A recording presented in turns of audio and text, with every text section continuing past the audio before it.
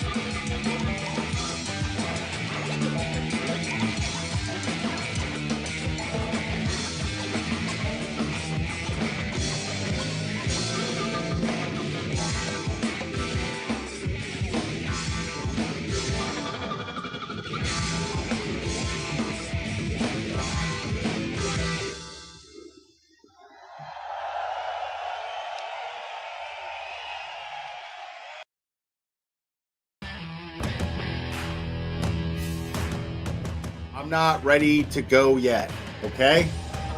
I'm not ready. You gotta wait. I got shit to do. I'm in the middle of something, all right? Just hold on.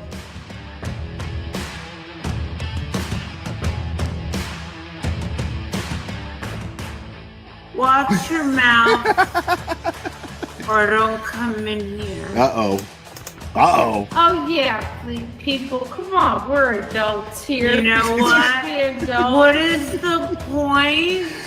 Yeah, we're adults here. I got a fucking Burger King fucking thing on my head. We're all fucking adults here, guys. People in my chat, 2 words. What are they? 2 words. Let me see the chat flood. Let me see the chat flood. 2 words.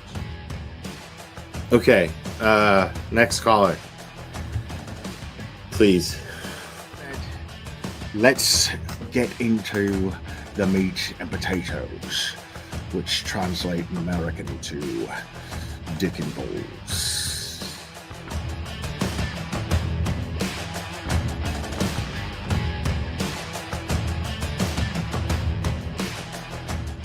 I got flip-flops. These are my flip-flops.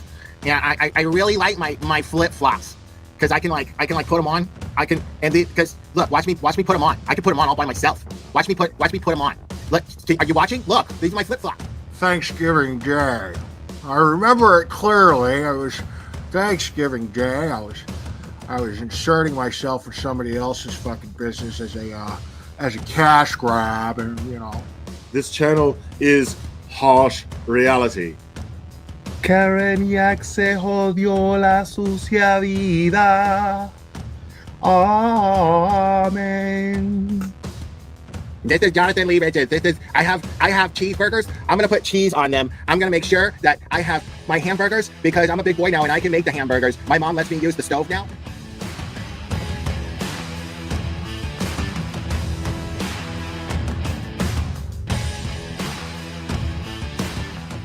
And I'm just like, wow, I like receipts, and they brought receipts. Like they had evidence to back up everything they said. And I'm like, okay, well, there's got to be another side to this, right? Like this can't. No, this is too fantastic. Yeah, because you're not going to just jump to the conclusion that there's a conspiracy amongst cops to cover up a murder. You know what I mean? Yeah, I mean, cops and just like soccer moms and shit. Like that's what made it even crazier. Like, yeah, get it, Betty. Yeah, did you have a close relationship with your mom? Get it, Betty. Oh, of course, I still do. Yeah. My older sister was kind of sad. She was more of the prissy girl that like going That is and the getting her best done shit fucking and, shopping ever. for dresses with mommy. I was the tomboy that liked playing with people. Shout out to Cherry for just being just easily the most faithful and loyal supporter that I've ever had. That someone could have that tenacity with loyalty. And I'm really blessed to have someone like Cherry be part of this channel and in my life. So it means a lot. And yes, I named him after Mr. T and Rocky. Say, woman. Say, woman. Say, woman. Since your old man ain't got no heart, why don't you come down to my apartment tonight and I'll show you a real man. Oh my God, I'm so in love with this little dude. Yeah, I'm gonna go ahead and wrap this one up. I love you guys very, very, very, very much. And we will do this again very soon, my friends. Oh, say bye. Say bye. Oh, I love you too. Give me a kiss. Oh, I love you. Bye, guys.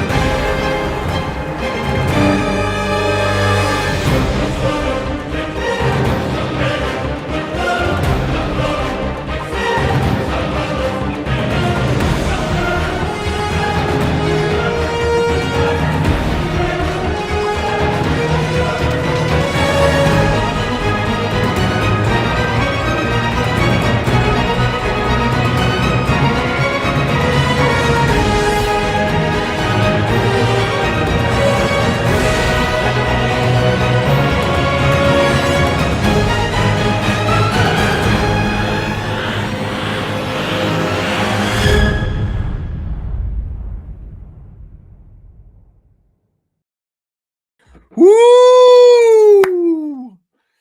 Good evening, people. Okay, listen, Amy K, I'm going to get on with it. Okay, I'm going to get on with it, but I want you to know that it's because I want to and not because you said so. Okay? Okay? It's very important that you understand the difference. Okay? Because I want to, not because you said so. What's going on, guys? Oh man. So yeah, I definitely wanted to hang out with you guys tonight after some of the news that I got. So yeah, I think a lot of us saw this news.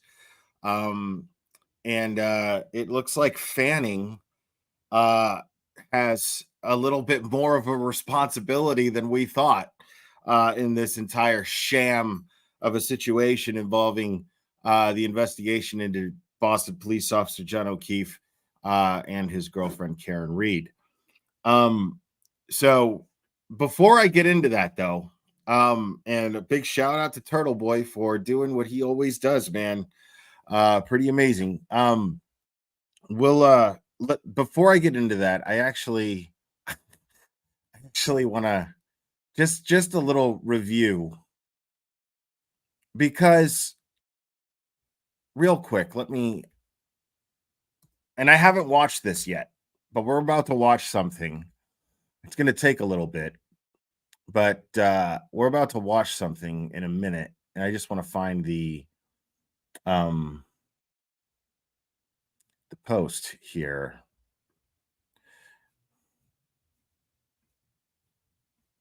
Oh yeah. Oh man. Yeah, that's fun stuff too. Oh, there's a few things to talk about today. Let me see what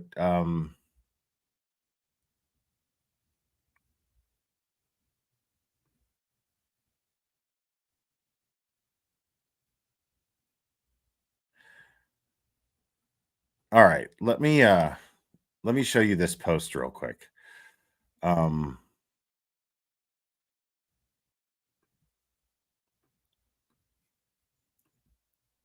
And so Court TV posts, in an unusual twist, prosecutors in Karen Reed's case say more jurors are coming forward to say the defendant was found not guilty of murdering John O'Keefe. Reed's motion to dismiss hearing is this Friday at 2 p.m.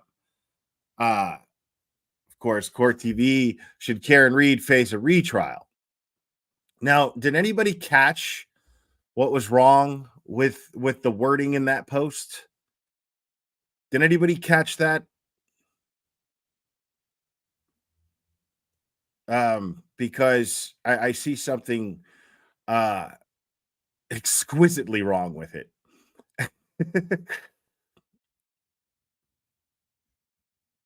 So I'll read it one more time. In an unusual twist, prosecutors in Karen Reed's case say more jurors are coming forward to say the defendant was found not guilty of murdering John O'Keefe. Right. See, Mary got it. Because I responded to this. I saw this and I caught it immediately. And I commented on this.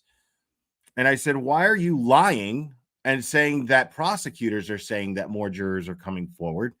The reasons why we know this is because jurors reached out to the defense, who filed motions to dismiss as a result. The only reason we know that the prosecution was reached out to as well is because they stated it in their opposition motion. We also know this because Ted Daniel had reached out to David Yannetti, and he is the only reporter that isn't working independently like Turtleboy, who's actually reporting on this case ethically. And I do better, you bunch of hacks. I forgot I wrote that. But I guess I was a little pissed off when I wrote it, you know? And so it turns out that they have done a video. They dropped a video earlier today. And I want to review that. Because I want to see what they're saying here.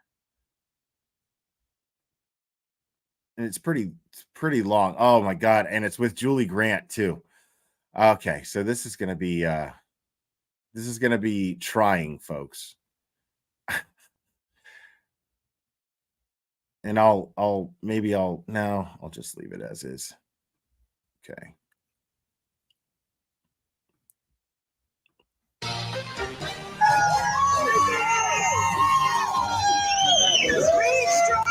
I disagree with you. Excuse me. This is now. I haven't watched this yet.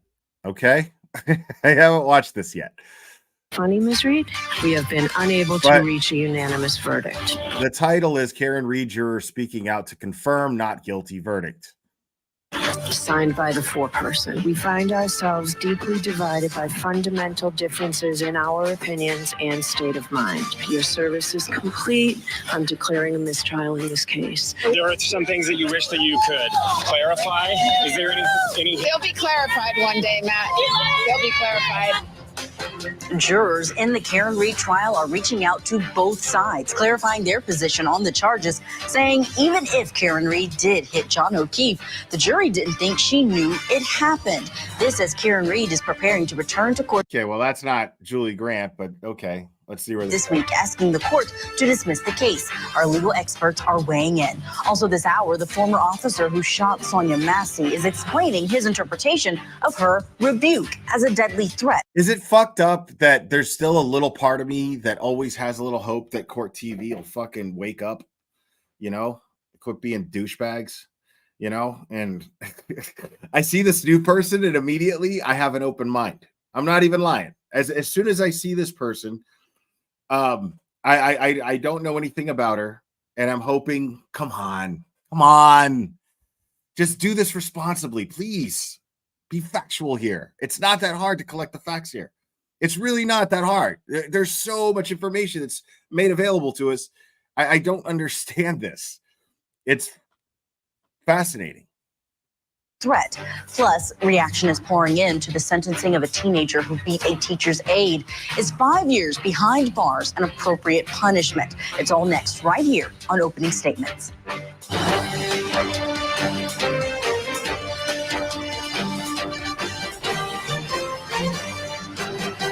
Welcome to Opening Statements. I'm Julia Janae, filling in this morning for Julie Grant. Thanks for being with us. This show is all about getting you ready for the day ahead in court, just like opening statements at a trial. And we are bringing you courtroom coverage in multiple trials today. Court TV is also... Dude, if this were like a Coen Brothers movie, like the scene would cut to like Julie Grant and Grant Smith Ellis just like sharing a cigarette in bed. That's where Julie Grant is right now while this lady's filling in. Also tracking some important hearings that could be affecting the future trials that we watch. So let's take a look at our daily docket. Mr. Tao shot Nemo Yang. Then he shot Peng Lor. The fuck is this? Then I don't care about any of this.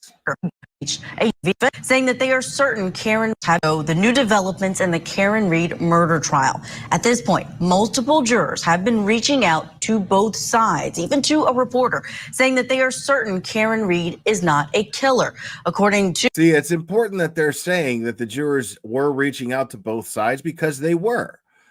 The only difference is that the prosecution just failed to even bother to acknowledge the jurors who reached out to them. To a new defense filing from Monday, a juror called attorney David Yannetti, revealing that the jury had not reached a unanimous verdict on manslaughter, but had reached a unanimous not guilty verdict on 2 of the 3 indictments, the second-degree murder charge, as well as leaving the scene with injury or death. Now, here's a look at the document. The affidavit refers to the person as Juror B, not revealing if this is a man or a woman. Juror B also told the defense that even if Karen Reed hit John O'Keefe with her SUV, quote, no one on this jury thought she hit him on purpose. This comes after 4 jurors reached out to the prosecution last week, leaving voicemail and emails for the district attorney's office, confirming they were unanimous on charges 1. Okay, now at the point of them making this video, it was already public information that they said if they believe that she hit him at all. They left that out. Maybe I misheard. Purpose. This comes after 4 jurors. No one that even if Karen Reed hit John O'Keefe with her SUV, quote, no one on this jury thought she hit him on purpose. This comes after 4 jurors reached out to the prosecution last week, leaving voicemail and emails for the district attorney's office, confirming they were unanimous on charges 1 and 3, unanimous on not guilty. This could explain why the jury said they were hopelessly deadlocked, leading to Judge Cannoni declaring a mistrial. Judge Cannoni, despite our commitment to the duty entrusted to us, we find ourselves deeply divided by fundamental differences in our opinions and state of mind.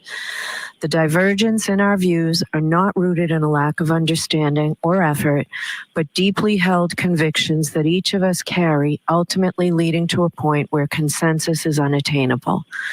Okay, see, that's where I get hung up. This is where I have a problem. Okay? Because we're going to talk about something that's going to tie into this. Because earlier, something happened where a juror was dismissed. And Turtleboy uncovered something very, very telling about this. Now,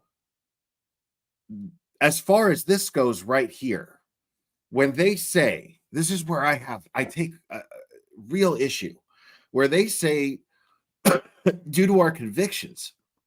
What about your convictions as a juror? Because there is no possible way that you could not have doubt when two independent experts testify who were not hired. They were subpoenaed and not hired by the defense to testify and say that they recreated the scene.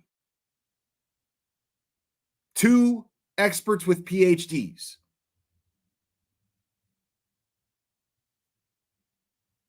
And if you're a juror, how can that not be enough to create doubt? You don't have to believe it.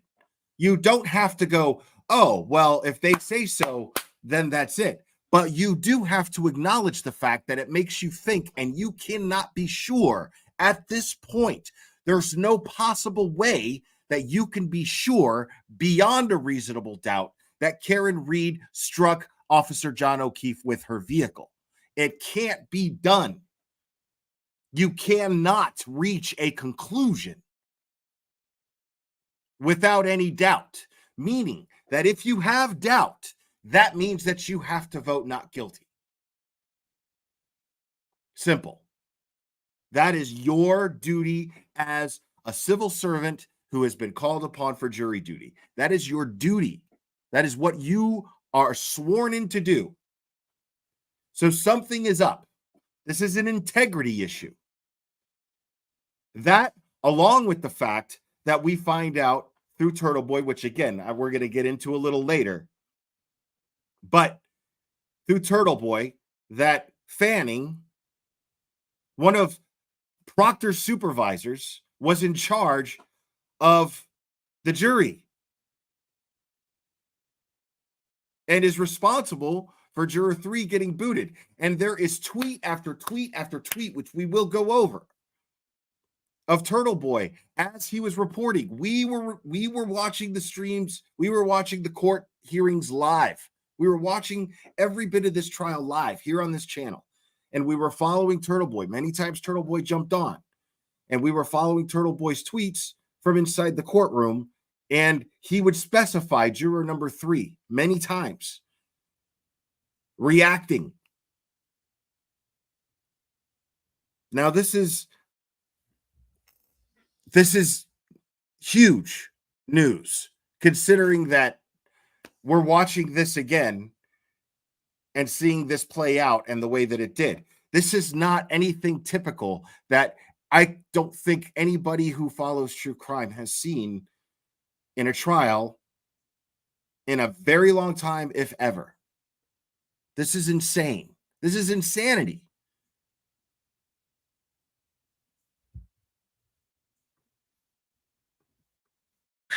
We recognize the weight of this admission and the implications it holds.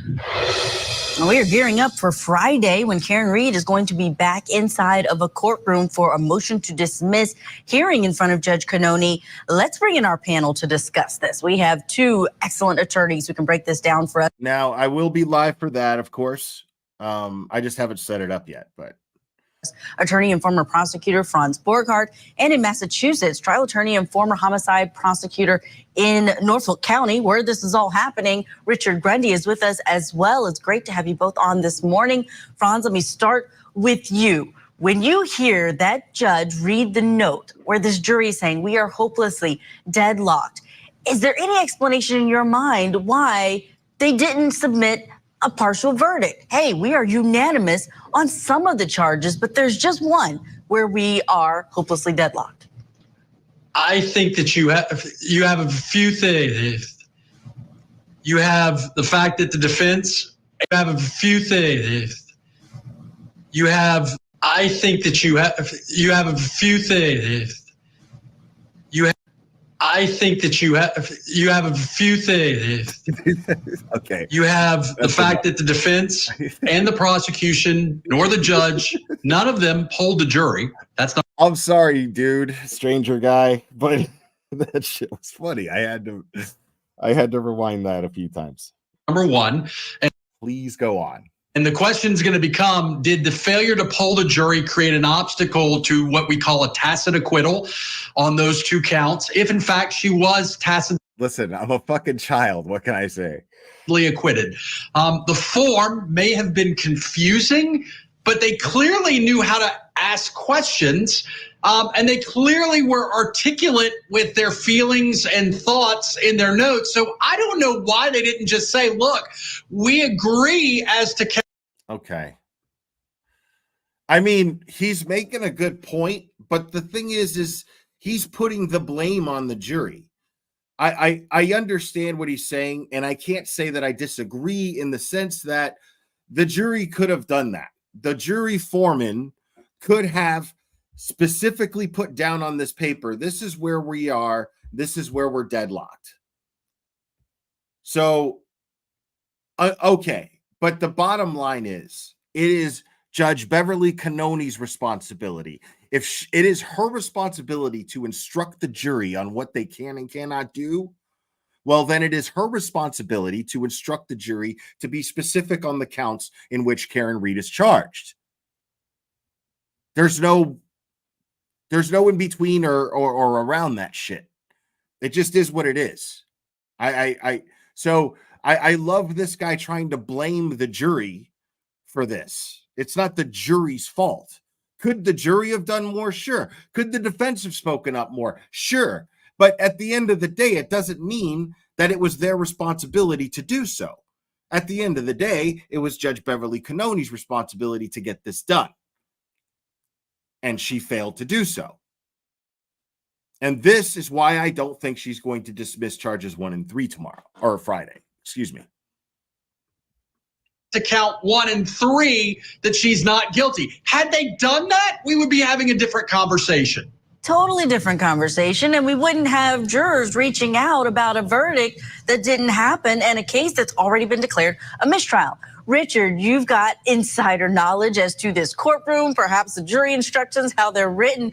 I don't think I've ever seen a jury instruction about partial verdict. And how did you come to these conclusions? I live with my brother and my son, and my brother is a failed musician, and he gets all the girls, and I'm always crying about the fact that he doesn't get all the girls. Man. Verdict, instructing the jury on how to deliver a partial verdict. But what can you tell us about why you think the jury seemed to be very confused, but now really emphatic about, no, we were unanimous on not guilty for 2 charges? So I think the first thing we have to remember is that jurors, no matter how intelligent, are lay people, unless of course there's an attorney on the jury, which we're not aware of. So this is new to the group, at least, and they rely on the court and the attorneys for the guidance in how they do their job. So I think for the jurors' sake, I think they were looking at this as we have a whole before us, WHOLE, and it's our job to take care of the whole case. That's nice save there, guy. WHOLE before us, and we've chipped away at it, but we have not accomplished that, and that's what they reported to the court. We cannot reach a verdict on this case, and that's what you've asked us to do. So the idea of a partial verdict, the idea of chipping away at it, that was never really broached with them. I think they understood that when they got to that manslaughter, they had to work down through the lesser includeds. But again, that was a piece of the whole, which they didn't complete. So I think that's what their mindset was. Now, this doesn't get the prosecution in the court out of the defense's argument that they're presenting now. But I think it was clear, just as far as mens rea mindset of the defense was, we put our best case forward here. The prosecution did not. We were expecting a pretty quick not guilty on this. And from the first hint that the jury was hung, when just Attorney Yannetti was there and immediately said, I'll tell you what happened the first hint that the jury was hung on this. People smelled corruption. People smelled something dirty. Because again, there's no fucking way that you could have any common sense to be able to get enough common sense to be on that jury and not see this case as nothing but doubt. It's just period. That's it. There's no way around that. We expected a not guilty verdict for that reason, if any reason at all. Many other reasons, but specifically that reason. The prosecution simply failed to prove their bullshit case. Period. I can't imagine a juror with enough common sense to sit on a jury not coming to the conclusion that, okay, yeah, I can't say definitively that I believe that Karen Reed is guilty. I mean, it just doesn't make sense. The whole case, everything, the investigation. It's not just the ARCA guys. The ARCA guys are like 25% of it. The other 75% is every single fucking witness that the prosecution called up. The defense destroyed their credibility. Made like 85% of them look like liars because they were lying. It was insane. Between the cops, between the McAlberts, everyone sat up there and fucking lied. And it was clear that they were lying.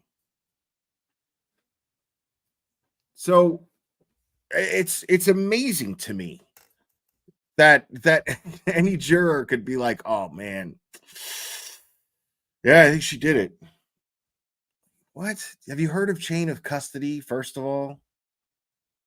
give them Tui Rodriguez, which is the first step, necessary step to working towards a hung jury, that they wanted to get that hung jury. A hung jury is not a conviction, so it is a form of win for the defense, and they were hungry to get that. So I think in response to Franz's question with respect to what everybody was doing, I think that their mindset was, we got to get this hung jury and live to fight another day. Again, they have written a motion that brings up some salient points that are going to have to be addressed, and they're not going to be easily addressed in this matter. And I think you're going to see this go to the Supreme Judicial Court of Massachusetts at a minimum. Such a mess after already a difficult trial. This jury yeah, I thought this guy made perfect sense. Able to at least tell the court about unanimity on some of those charges, still hung on one of them. We haven't gotten that cleared up at all. It seems like they still did not think that she hit him on purpose. Regardless, that's a difficult position for. Dude, no. See, she's twisting that. Did not think that she hit him on purpose. Cleared up at all. It seems like they still did not think that she hit him on purpose. Regardless, that's a difficult position for this.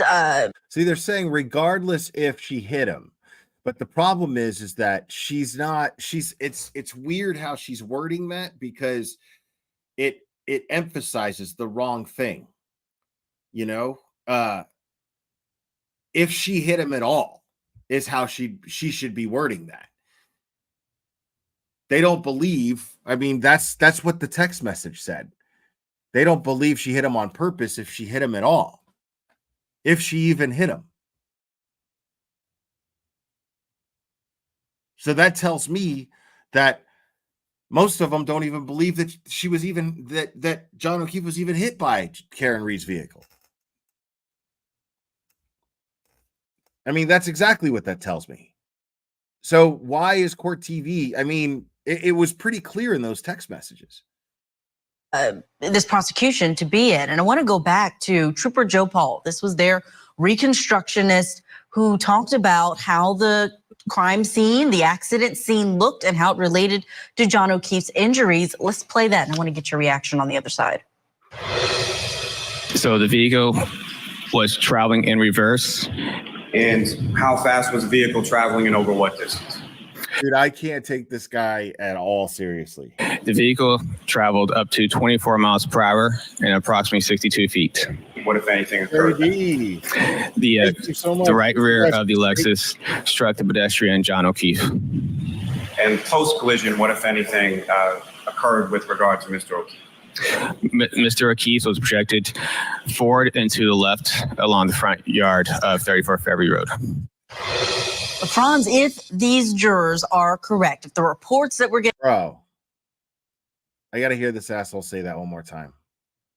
Approximately 62 feet. What, if anything, occurred then? The right rear of the Lexus struck the pedestrian John O'Keefe. And post-collision, what, if anything, occurred with regard to Mr. O'Keefe? Mr. O'Keefe was projected forward and to the left along the front yard of 34 February Road. Franz, if these jurors are correct, if the reports... Forward and to the left. Didn't he say that he went into a spin? Like he did he did like a spiral spin in the air and then ended up, what was it? 10 feet? Come on, man. Reports that we're getting out now, which I think we can take them at their word now because they've reached out to defense attorneys, to the district attorney's office. Even an independent reporter has heard directly from a juror saying we were unanimous on second-degree murder for not guilty, meaning we don't think there was this murder. They won't say his name because Turtleboy's been like, fuck Court TV. Element to it. That means they completely didn't believe what Trooper Joe Paul had to say about the speed and about the distance. Your thoughts? Well, that's the pickle the Commonwealth's going to be in, right? If in fact the judge says, or the court, or a higher court, and I agree, it's going to be a higher court that makes this decision, says, you can't try her for second-degree murder, that she's been acquitted for that. They can move forward possibly for the lower charge, but you're absolutely right. What they have to kind of do is pivot from she wanted to hit him, she meant to hit him, and she hit him to, well, maybe this was an accident, or maybe this was something else. And look, in anywhere else in the world, this would be a case. Okay. So if the prosecution's case, now I would have to speak to an attorney, probably, maybe not, to confirm this, but if the prosecution, if their case is that Karen Reed did this on purpose, that Karen Reed had motive because she was angry with him and she did this on purpose, then the jury can't convict. If that's the case, they can't make the judgment that it was an accident. They have to acquit, because that's not what the prosecution is saying that the case is. I would assume so, right? So I don't know what this dude's talking about. Case that would resolve itself with a negotiated plea. That's not going to happen in this case. It will likely be another trial. But yeah, they did not believe that expert. Of course, the other side of it is they didn't believe the conspiracy that a whole bunch of people like jumped him and killed him either. So that didn't work for the defense. Bro, like nobody's even said that. Nobody said that. I haven't said that shit.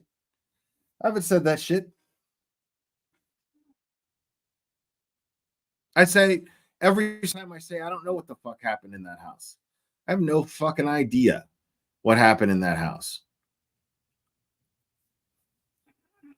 You know, I all I've ever said is I don't know what happened in that house, but I know whatever happened to John O'Keefe happened in that house. I don't know what happened to him. I don't know who did what. I don't know if John O'Keefe went in there with beef. I have no idea.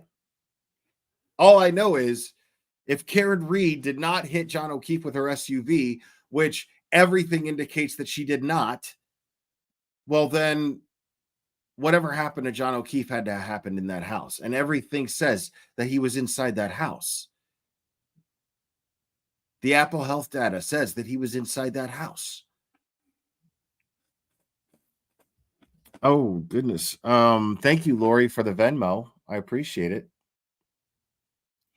And yeah, this dude is really excited about, like, and of course he has to bring up the conspiracy, blah, blah, blah, and make it seem like, and really minimize it. It's really gaslighting, you know, like make us all seem like we're crazy and like we're saying something that's completely and totally such a whacked out theory. It's not. That's the problem. I wish it were. I wish that it was such a wacky theory with no, that it was completely baseless that I could just completely dismiss it. I really wish it were. But the problem is that there's too much telling me that these people are all fucking lying. There's too much telling me that Karen Reed did not hit Boston police officer John O'Keefe with her vehicle. There's too much telling me that there is corruption in Norfolk County. I mean, there's too much telling me these things. So for this guy to minimize it because his eyes are closed to it, when, I mean, one thing just links to the next. And it reaches all the way out to Sandra Birchmore, at least. At least. So, you know, it's really mind-blowing when these people try to, like, you know, be so dismissive, like, oh, these conspiracy theories. Dude, a conspiracy could just happen, man. Conspiracies happen all the time. Just because you're thinking of it on a tinfoil hat basis, when all you really got to think about it is all you really got to think about it is just common sense and evidence. One thing that connects to the next.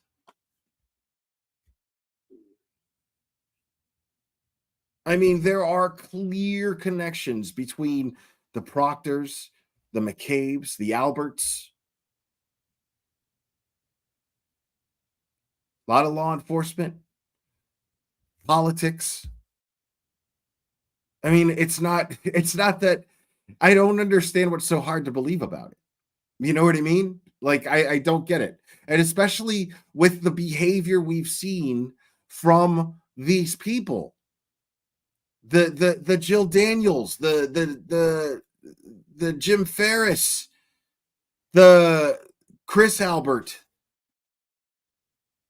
the Nagels, all of their behavior in public. The boyfriend of whatever the fuck her name was, the EMT.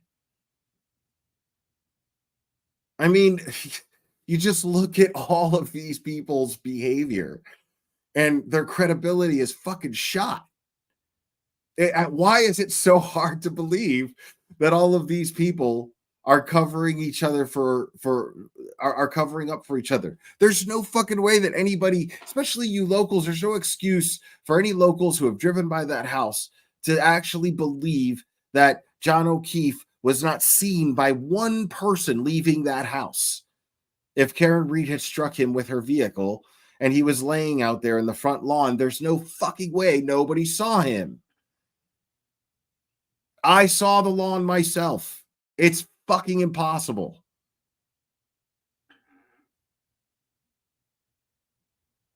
I mean, all of those people, what was it, like 9? Dude. defense. So it's going to be interesting to see what happens as we go forward. Richard Grundy, this prosecution, we always say with the state, with the Commonwealth, they are supposed to seek justice, not just a guilty verdict. Even if the judge does not throw out the second degree and leaving the scene of a crime in the murder charge in this case, do you think in the interest of justice, if a prosecution knows that these jurors did not believe that, they across the board, 12 people believe that she was not guilty of that, should they sua sponte on their own? Should they decide to drop the second degree charge? So, Janae, let me say, and I've said this from the first day at opening statements with Vinny, this case is overcharged. There was no second degree to be had here. I think it made their job that much more difficult. It distracted the jurors. You know, at the end of the day, according to one of the jurors, it was 9 people who were ready to convict on the manslaughter. The second degree should have been excised at some point in time. So now I think the difficulty is that they don't want to set a precedent that, hey, you know, everybody out there who has a case tried in Norfolk County that results in a hung jury or guilty, round up your jurors, get a handful of them to say, no, that's not what we wanted, and then maybe we'll get rid of a charge.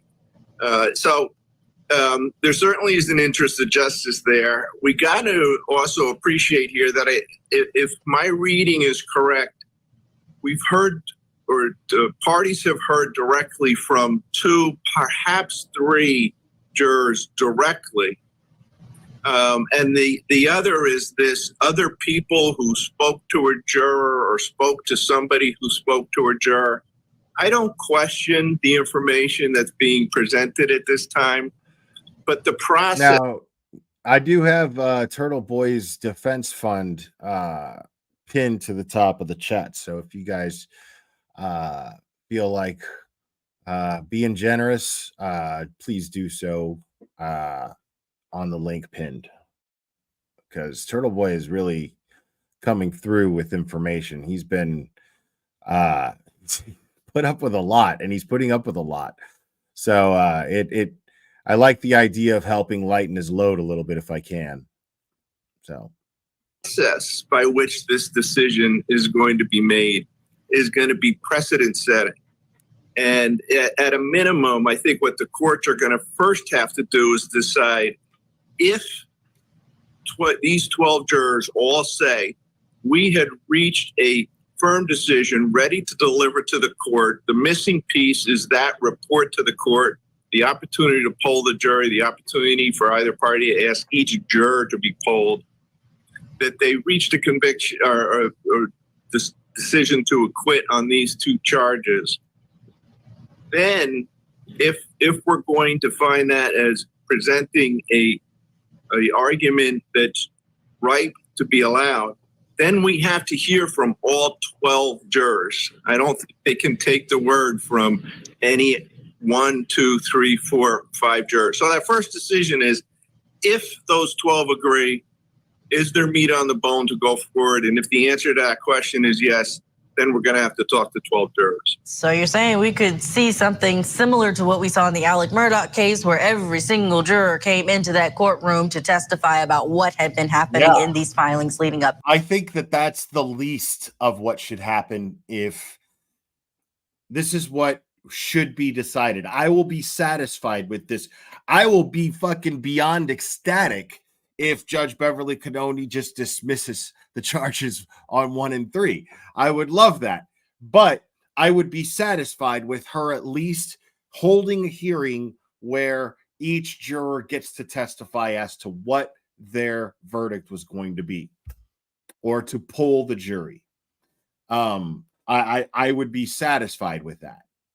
But I don't think that she's going to do that. Again, the reason why I don't believe that is because that means that Judge Beverly Cannoni, the Judge Beverly Cannoni that we've come to know and love for so long now, would have to admit to wrongdoing, which to do that. I'm calling it right now. up to it. We will see. There's always surprises in this trial. Richard Grundy, thank you so much for lending us your time this morning, sharing your insight. We know we have to say goodbye to you. Franz sticking around. We have a lot more ahead. We're talking more about this case later in the hour, but also how this week's motions hearing could tip the scales for Karen Reed. Still ahead, we're talking about a deputy who's accused of gunning down Sonia Massey. He claims she intended deadly harm when she said the words, quote, "I rebuke you in the name of Jesus." Is that defense going to work at trial? We'll break it down. Plus, murder charges announced against security officers at a hotel. They were accused of pinning down and killing a man. An accused fell. Press is a motive for murder? The investigative reporter murder trial. Live coverage begins next week on Court TV.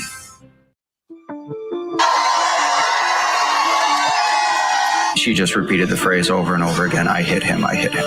Google hypothermia. Google how long it takes to die in the cold. Did you either cut up the SIM card or rip it up? Cut it up or broke it. I observed a damaged rear right tail light. No nude so far. I hate that man. I truly hate him. These injuries were from an animal attack, possibly a large dog. Yes.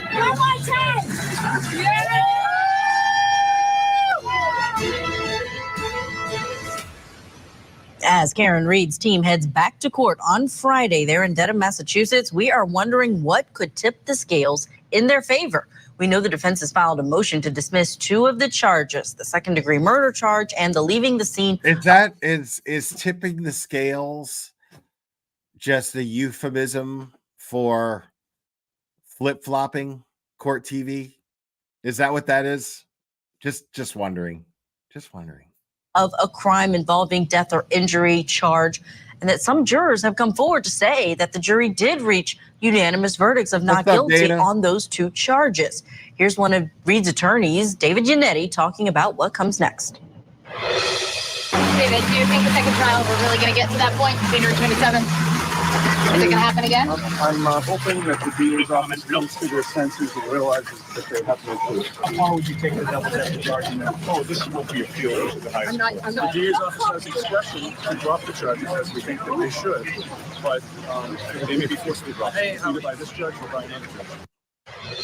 Appealed to the highest court, he says. The defense could ask the judge, the trial judge at this upcoming hearing, to interview the jury or to poll the jury, which could mean those jurors would have to return to the courtroom and sit in the witness stand. Could this tip the scales and force the judge's hand to dismiss these charges? Let's bring back in our panel here to discuss criminal defense attorney and civil rights attorney Casey Early and domestic violence expert and former law enforcement officer Claudia King. Casey, I want to get your thoughts on where we are at this Karen Reed case. We all watched this trial, the opposing sides, the opposing theories about what happened, and now we are hearing jurors say they had actually come to a decision on 2 charges. What do you think Judge Cannoni is going to do when she hears those oral arguments on Friday? You know, there's a possibility that the judge can subpoena the jurors and get them to testify. Oftentimes, judges don't like to get involved in jury deliberations, but this is an important part because apparently there was a unanimous vote. I mean, I literally just got out of trial where there was a holdout juror, and ultimately they reached a verdict of not guilty, and I had the opportunity of speaking to the foreman. And you rarely get that opportunity to speak to the jurors, especially the person, that's usually in charge of the deliberation. So I do believe that if these jurors are subpoenaed, there's a possibility that the state is not going to try it. However, I do believe they're going to wait to the final hour to make that announcement and just have her on edge. Claudia King, your thoughts on where we are with this trial? I know you did analysis for us throughout the Karen Reed trial. Did you think we would be here where we have jurors who actually say they did come to a unanimous decision? I definitely did not think we would be here. This was not on my bingo card for sure. But I agree with Cassia. I think, the judge has the opportunity to potentially speak with the jurors. And if we are truly after justice, then I think that's what she needs to do. We need to figure out if that's what the jury intended. I agree. They probably should have put that on their. Gee, I'm starting to wonder why Julie Grant wasn't the one doing this one. Gee. Notes or indicated that they had come to a decision in some parts and not on others, but they didn't. And so here we are at this point. I also think that the prosecution needs to look at potentially dropping these charges and moving forward with the lower charge. Because again, if they're after justice, then they need to listen to what's being said right now by the jurors that we've heard from. Absolutely. What's probably also going to be under scrutiny is how Judge Cannoni handled Absolutely. things there when these jurors were sending notes and then they were dismissed. Let's listen back to one of those notes being read and ultimately the declaring of a mistrial. Judge Cannoni, despite our rigorous efforts, we continue to find ourselves at an impasse.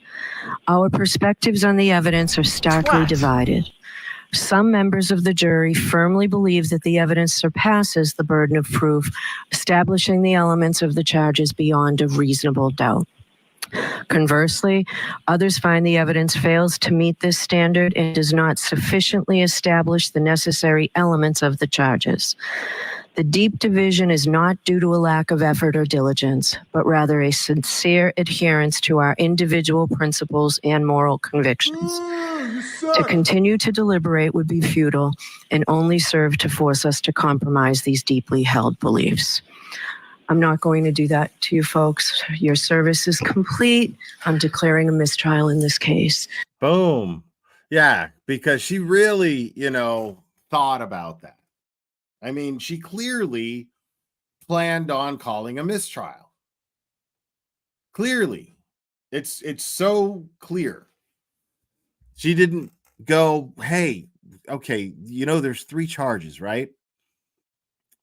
Can you guys please specify on which charges you guys are hung up on?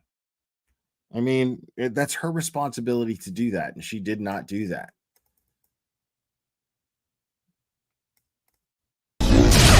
Oh, shit. I'm sorry. I'll be in to see you privately in a few minutes. So thank you so much for your service. And with that, the jury. And so she had an opportunity there to ask, were you guys, okay, wait a second.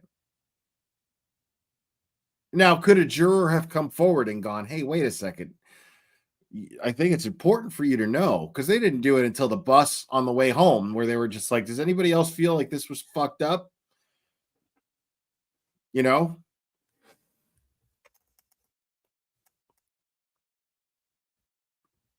Jury was dismissed, Casey. There wasn't a lot of time for the attorneys to put anything different on the record. And here's a look at just video of what was unfolding after this happened. We know David Yannetti had already said we need to declare a mistrial. They need to be read the dynamite charge and we need to move on. And there was some interaction between Karen Reed and Paul O'Keefe. She hugs her father. You see that there, those moments. But this was what happened immediately after. They knew the judge was going back to talk to these jurors. She said it there on the record, but there is a divide in terms of what the prosecution wants to happen going forward. They say it was a mistrial. There was no asking of a polling, but the defense saying they were owed that opportunity. Your thoughts, Cassia?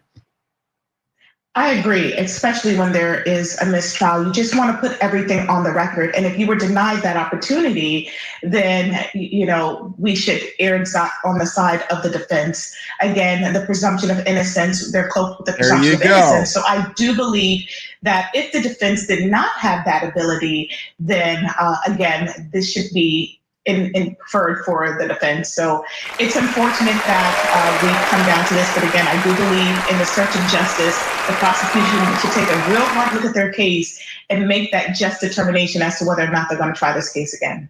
I don't know, Casey. I'm looking at the video. It doesn't look like they are concerned about trying to make sure the record is preserved.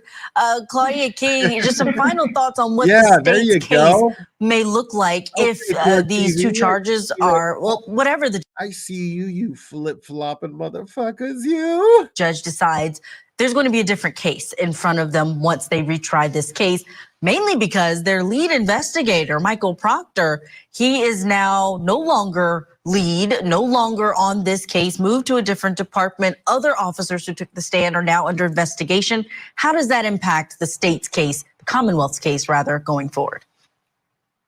I think it impacts it very heavily because now they have lost or have ethical issues surrounding the lead investigator and several other officers who were involved. And so the state has really got, or the Commonwealth has really got to look at how they're going to proceed, because I can't imagine. See, she's former law enforcement, right? She's a domestic violence expert. And see, I can't imagine an honest cop looking at how this investigation was conducted and being like, yeah, shit happens. No, like it's going to infuriate every single one that I've even spoken to that are just, I mean, look at Sean McDonough, look at Scott in the chat, who's now got a new name that I can't see right now, but yeah.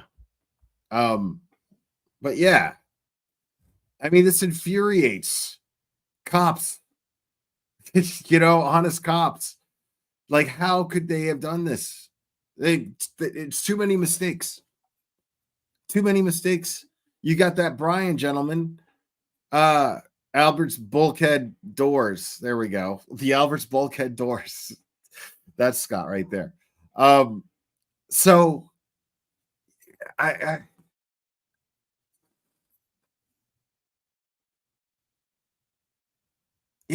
can't imagine an honest cop feeling like, okay, this is good. What's up, Tom CPU?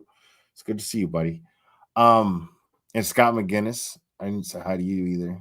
Because if the murder charge is taken off, then they can't talk about intent. They can't talk about how angry she was and she purposefully hit them. So it's going to be an entirely different case. And I just don't know if it's one, again, that they'll be able to win with all of the additional things that have surfaced since the original trial. Absolutely will be a different trial. Casey Early, Claudia King, thank you very much for all of your insight this hour. We'll see you again real soon. That's it for opening statements. You can watch or share this episode. Just go to courttv.com, click on the shows tab. Up. All right.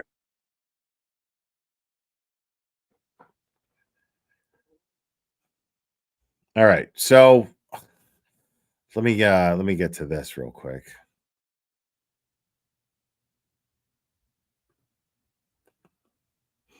So that brings me over to hold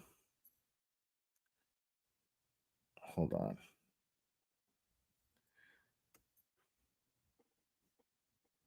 Oh, okay, there it is.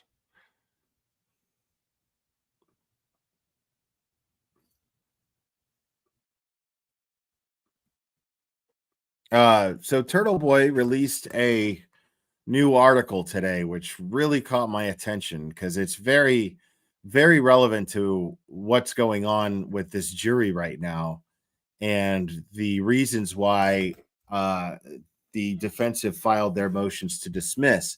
And these are the things that are going to be argued on Friday, which I will be live to share with you guys. So Turtleboy writes this article here. It says, Canton cover-up part 387, conflicted state police lieutenant John Fanning was in charge of eliminating juror who intended to acquit Karen Reed.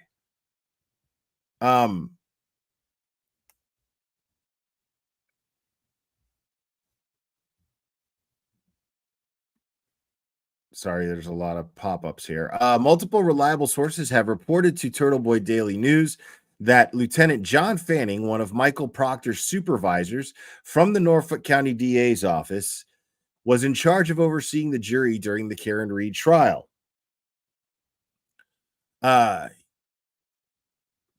He was also the reason a juror who seemed inclined to vote not guilty was dismissed on the final day of trial.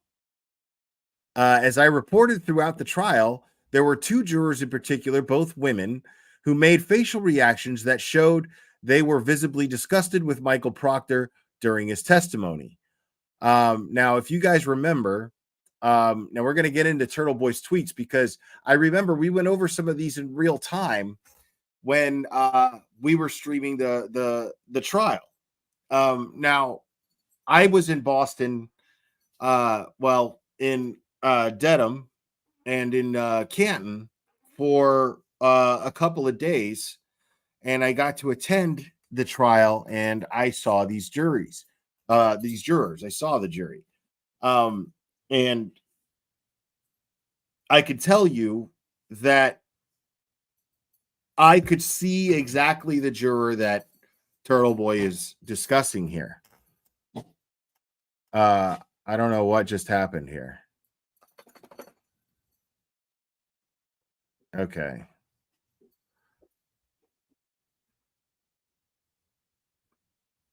Yeah, it's just a lot of advertisements here.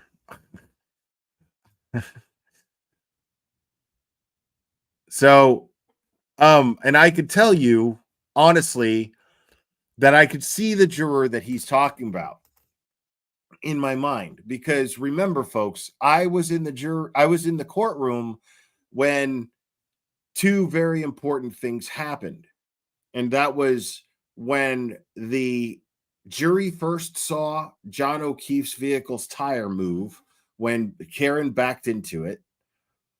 And I saw the jury's reaction to that. This person was very visibly reacting to that. And the other occasion was when, sorry, I got distracted by something there. The other occasion was when the jury saw that the video of the Sally Port was flipped, that it was inverted. And I saw the jury's reaction to that. And I'm telling you that the juror that Turtleboy is referring to, it was one of these people that was unable to hide their reactions. And I'm telling you with full confidence that when you guys heard me say this over and over again, there's no way that you're ever going to get this jury to vote unanimously that she is guilty. It will never happen. And that did not happen. And a lot of the reason for that was that juror being so reactive, so visibly reactive. And it wasn't just that juror either. So you see Turtleboy's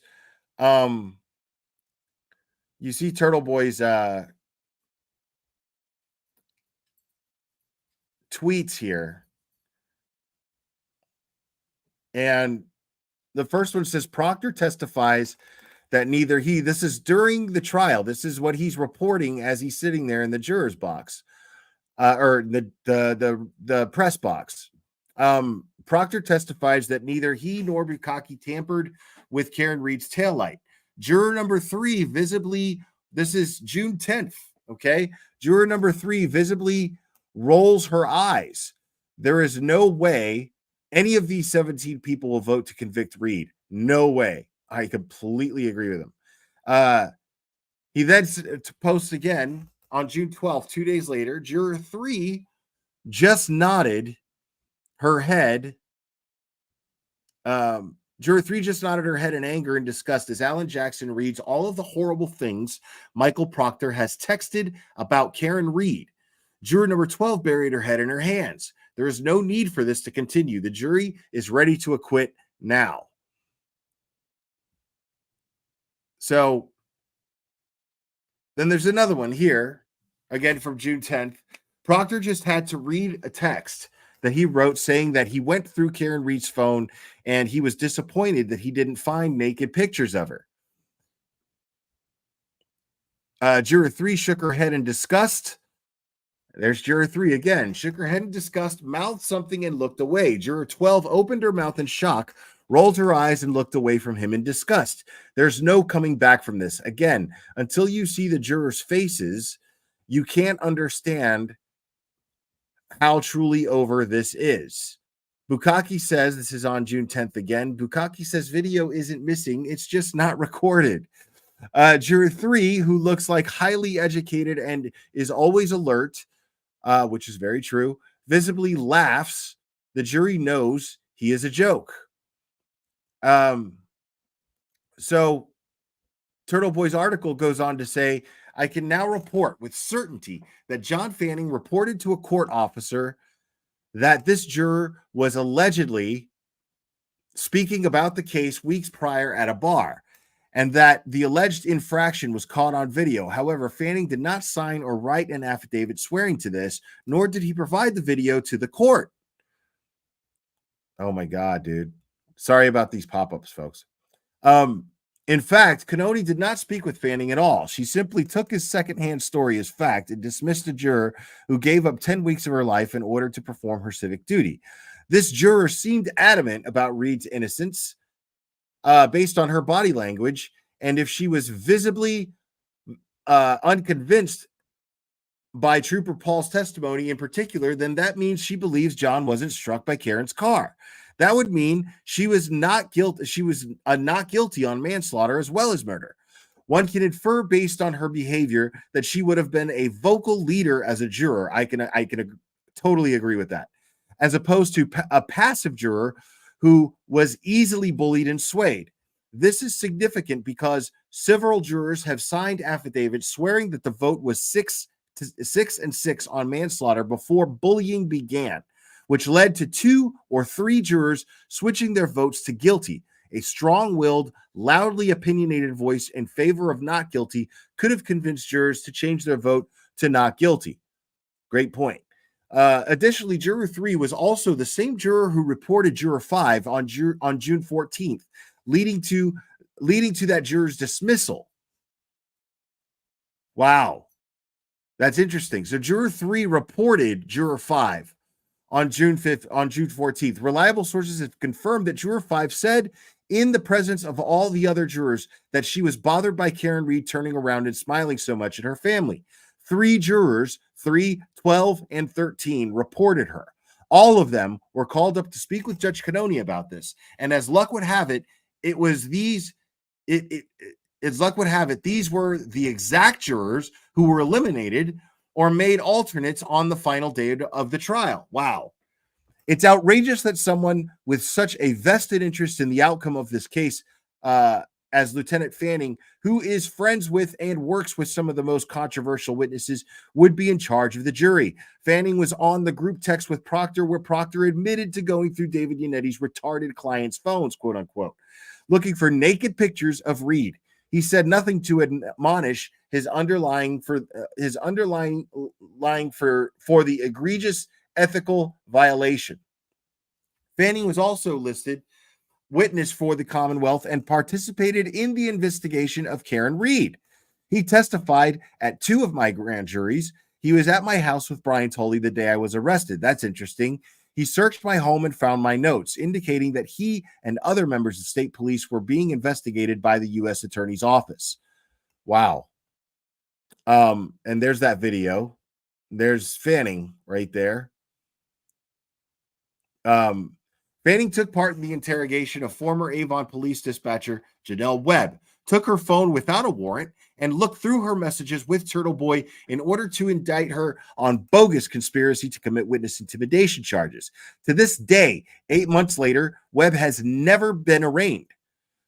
They never had any intention of actually prosecuting her. They just needed to indict her on a conspiracy charge because they can't indict me on a conspiracy charge if they don't have a second party I allegedly conspired with. Great point. Fanning was also seen at the homes of several citizens with Trooper Bukaki, demanding to know if they ever messaged Jennifer McCabe or Elizabeth Proctor. Additionally, he oversaw the botched Sandra Birchmore investigation, which was wrongfully determined to be a suicide, and has since been taken over by the Attorney General's office after her death was changed to a homicide. It's pure corruption that someone as invested in the Reed trial as Fanning would be able to handpick a juror for removal who made it be known through her body language that she intended to be a strong voice for acquittal in the deliberation room. This is a great point. I am going to repeat that line one more time. It's pure corruption that someone as invested In the Reed trial, as Fanning was, because he was clearly involved in the investigation. He was Trooper Proctor's supervisor, and he would be able to handpick a juror for removal who made it be known through her body language that she intended to be a strong voice for acquittal in the deliberation room.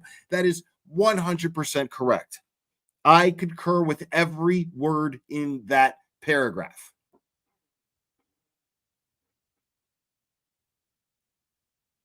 That juror was extremely vocal with her body language, which indicated that she would have been vocal in the deliberation room. Make no mistake about that.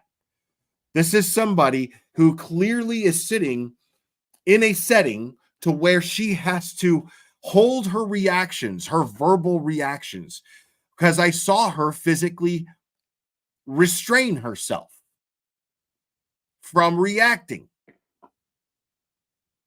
Yet she still reacted with body language. A lot of this.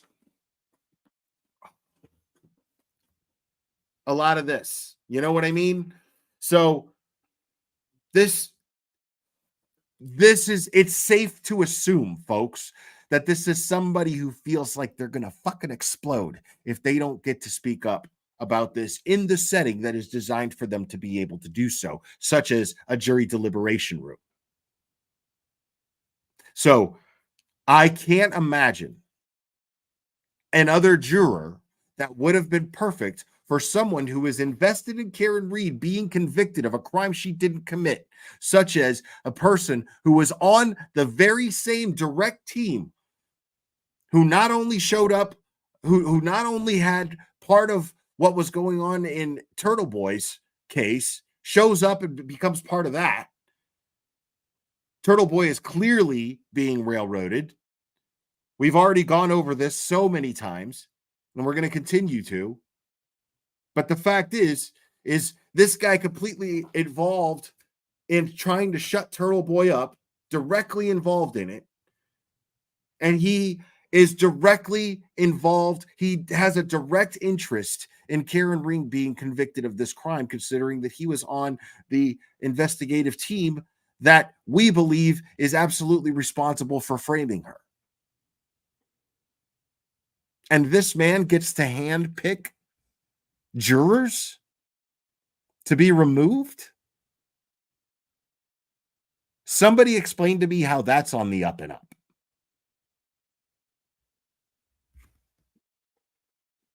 Because even if it were on the up and up, let's say that Karen Reed wasn't being framed. How is that still not completely unethical? How is that still not completely fucked? For lack of a better term, excuse me for being so uneducated that I resort to profanity. This is one of those times where I am at a loss in my limited vocabulary. It's funny that I fucked that word up. I cannot come up with a better word than fucked. This is amazing to me. That this dude is allowed, considering his involvement in everything, that this dude is allowed, and Judge Beverly Cannoni's okay with this. Remember, it's her show, man.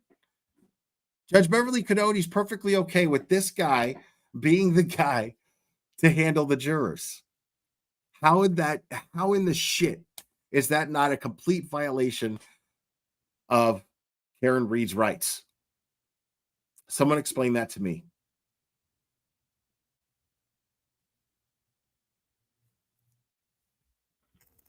And yet, hey, nothing to see here, right?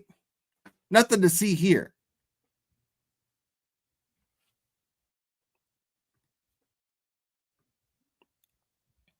In the video of Juror 3 talking about the case at a bar doesn't exist, then it's blatant corruption on the part of Fanning. However, if it does exist, then it should have been given to the judge. It wasn't. And if it does exist, then who took the video? And more importantly, how did they recognize Juror 3? If you weren't inside that courtroom, you wouldn't be able to identify any of the jurors in public. This would mean that if a video does exist, that juror 3 and likely every other juror was followed by someone from the state police. How else would they happen to know what bar she was at on a certain date? Juror 3 would have been able to tell Cannoni she never went to a bar, if in fact she hadn't.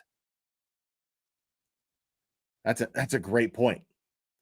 It sounds like the most likely scenario is that state police knew juror 3 was at a specific bar on a specific date, and they made up a story about having a video to have her kicked off the jury. That way, juror 3 could not deny being at a bar. Turtleboy goes on to say other questions that he has. Does the Commonwealth often invite listed witnesses? Fanning was listed as a witness but never called in a murder trials to oversee the juries of those trials, or only in cases where they've been accused of corruption and investigated by the FBI. Why was someone as high-ranking as Lieutenant John Fanning chosen to oversee the jury? It seems like a bitch job. So why couldn't state police stick some rookie on it? Why not a trooper from the Westfield Barracks with no ties to Norfolk County? Exactly. Why not? Why him? That's completely and totally suspicious. Why him? And he's a high-ranking police officer. Is he not? That's bailiff shit. Why is a lieutenant doing this? A lieutenant who supervises the investigation into the murder of a Boston police officer. Explain that shit. And in the very trial, he gets to handpick jurors to be removed in the very trial where he was the supervising investigator. In the case of this trial, this is the most unethical shit I've ever fucking seen. I don't even see how this flies, and why is nobody talking about it except Turtleboy?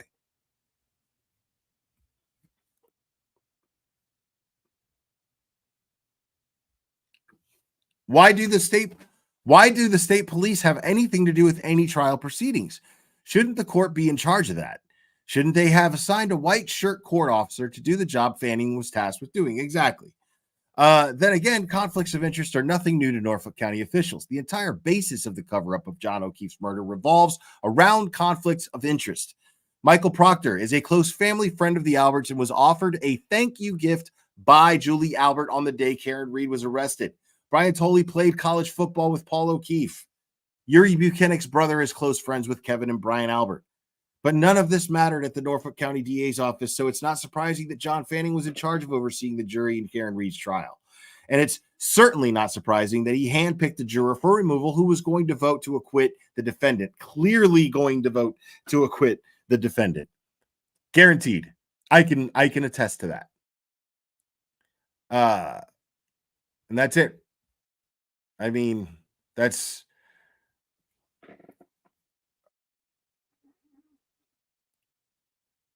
I wonder,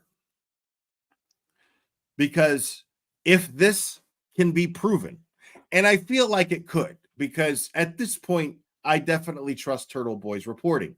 When he says things like, I can definitively say, that means that he verified it. He's capable of verifying. He knows how to verify information. He knows how to vet sources and vet information. He is a professional independent journalist after all. So I guarantee that I don't guarantee it, but I trust personally that that information is reliable. Personally, I believe that. Because at this point, Turtleboy has a reputation that is pretty fucking solidified. Like, at this point, people are just ignoring the fact that he's basically vindicated because he's been right about everything. So far, he's been right about fucking everything. So at this point, I mean, this is a massive, massive detail here. And if this could be proven, I would love to see Karen Reed's defense team bring this up and argue this.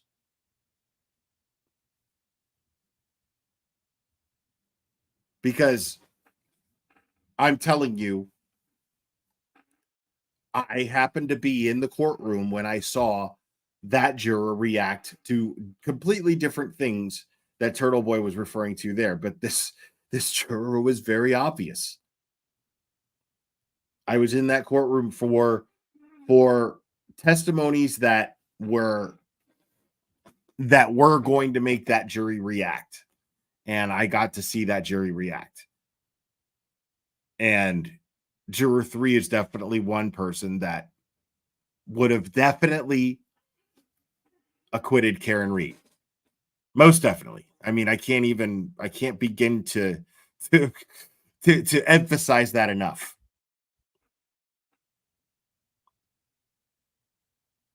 I mean, it was her, if anyone, who made me go, there's no way that this jury is going to unanimously vote Karen Reed to be guilty. There's just no way.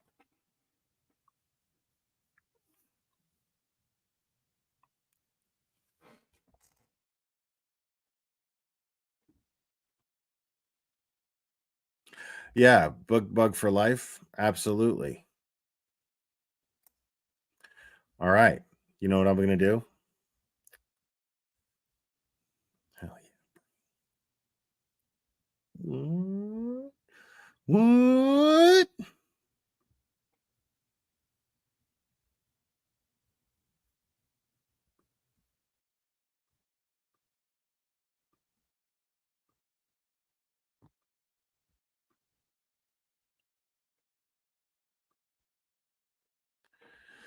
All right. If anybody wants to call in, we're going to make it a call-in show, folks.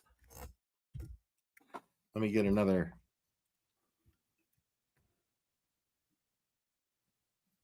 When you want those advantage voice to pull up,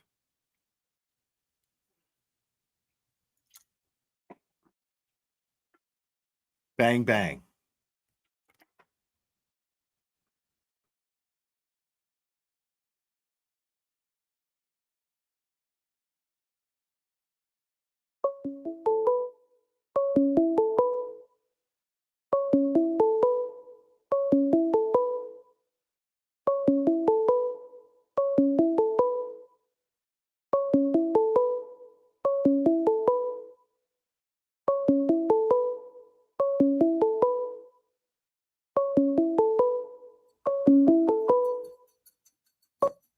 Call from.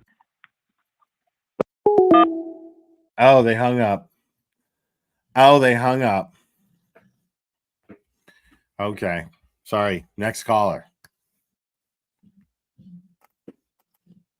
This is coming. It's like, what the fuck is going on? You over the phone lines? I had to walk away to go get another bang.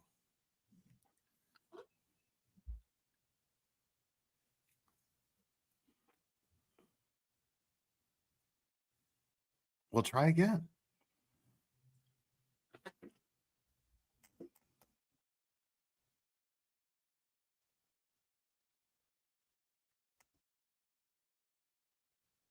Y'all are like, answer the phone.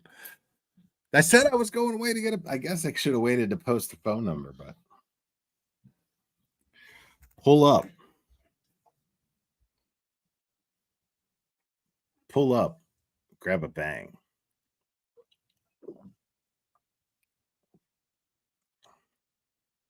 Bang, bang.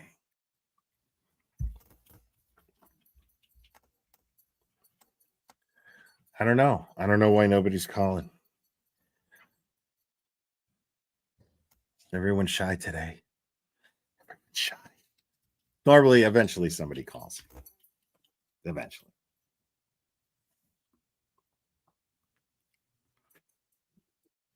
Good evening, Detective Mullins.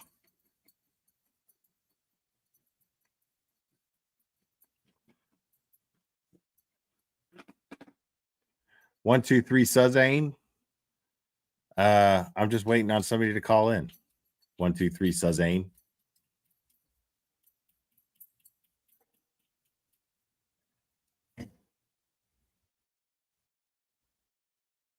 Oh, what in the hell? Oh, shit. Hold on. Somehow it. All right. Let me try that again.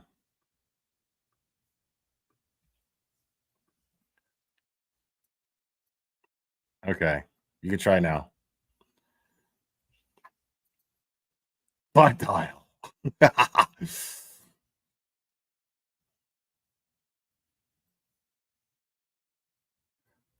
Well,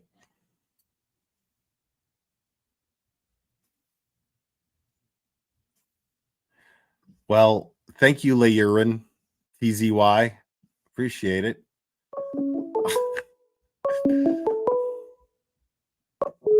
Call from Joseph.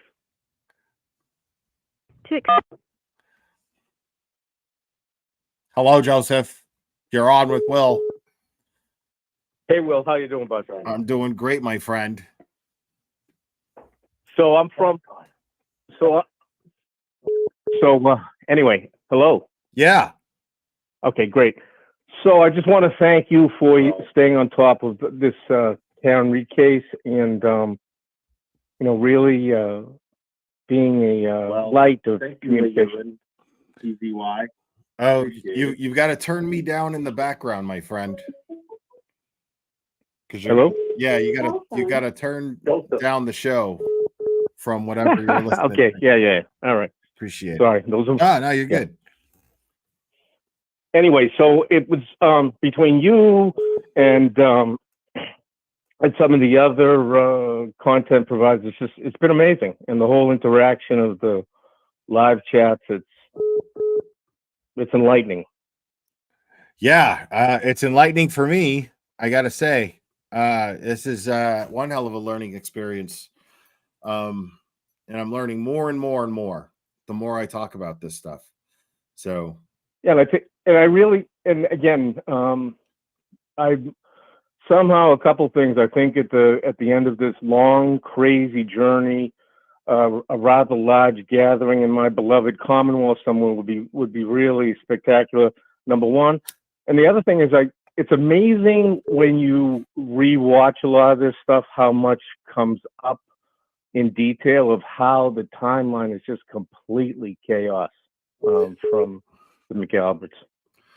I mean, it's all again like it's stuff that you'd see in a fictional movie for sure, but it all went by so fast. It's not like it's not believable because correct, and it all went by so fast, real time to it. Yeah, and it all went by so fast, real time. You're not even aware of she was back at One Meadow at like 12:32 or 12:33 or whatever. 12:34, I believe it was. Yeah, but that's when she's connected to Xfinity. So you got to think there's a minute or so before that actually happens when she's pulling into the driveway and then opens the garage. So it's like none of it works. It's just the technology, the data tells a story that is so crazy. And that was the prosecution's whole method, was to be like, don't listen to the technology, don't pay attention to the experts. Where the Bermuda Triangle, Canton and North Fork County is the Bermuda Triangle of technology. Nothing works here. Apparently not. Right. Fantastic. It's amazing. Again, thank you, Will. Thank you. Deep regards. Thank you, Joseph. I appreciate you calling, buddy. Okay, bye-bye. Bye-bye.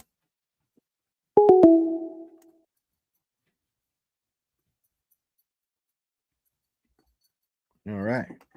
Next caller.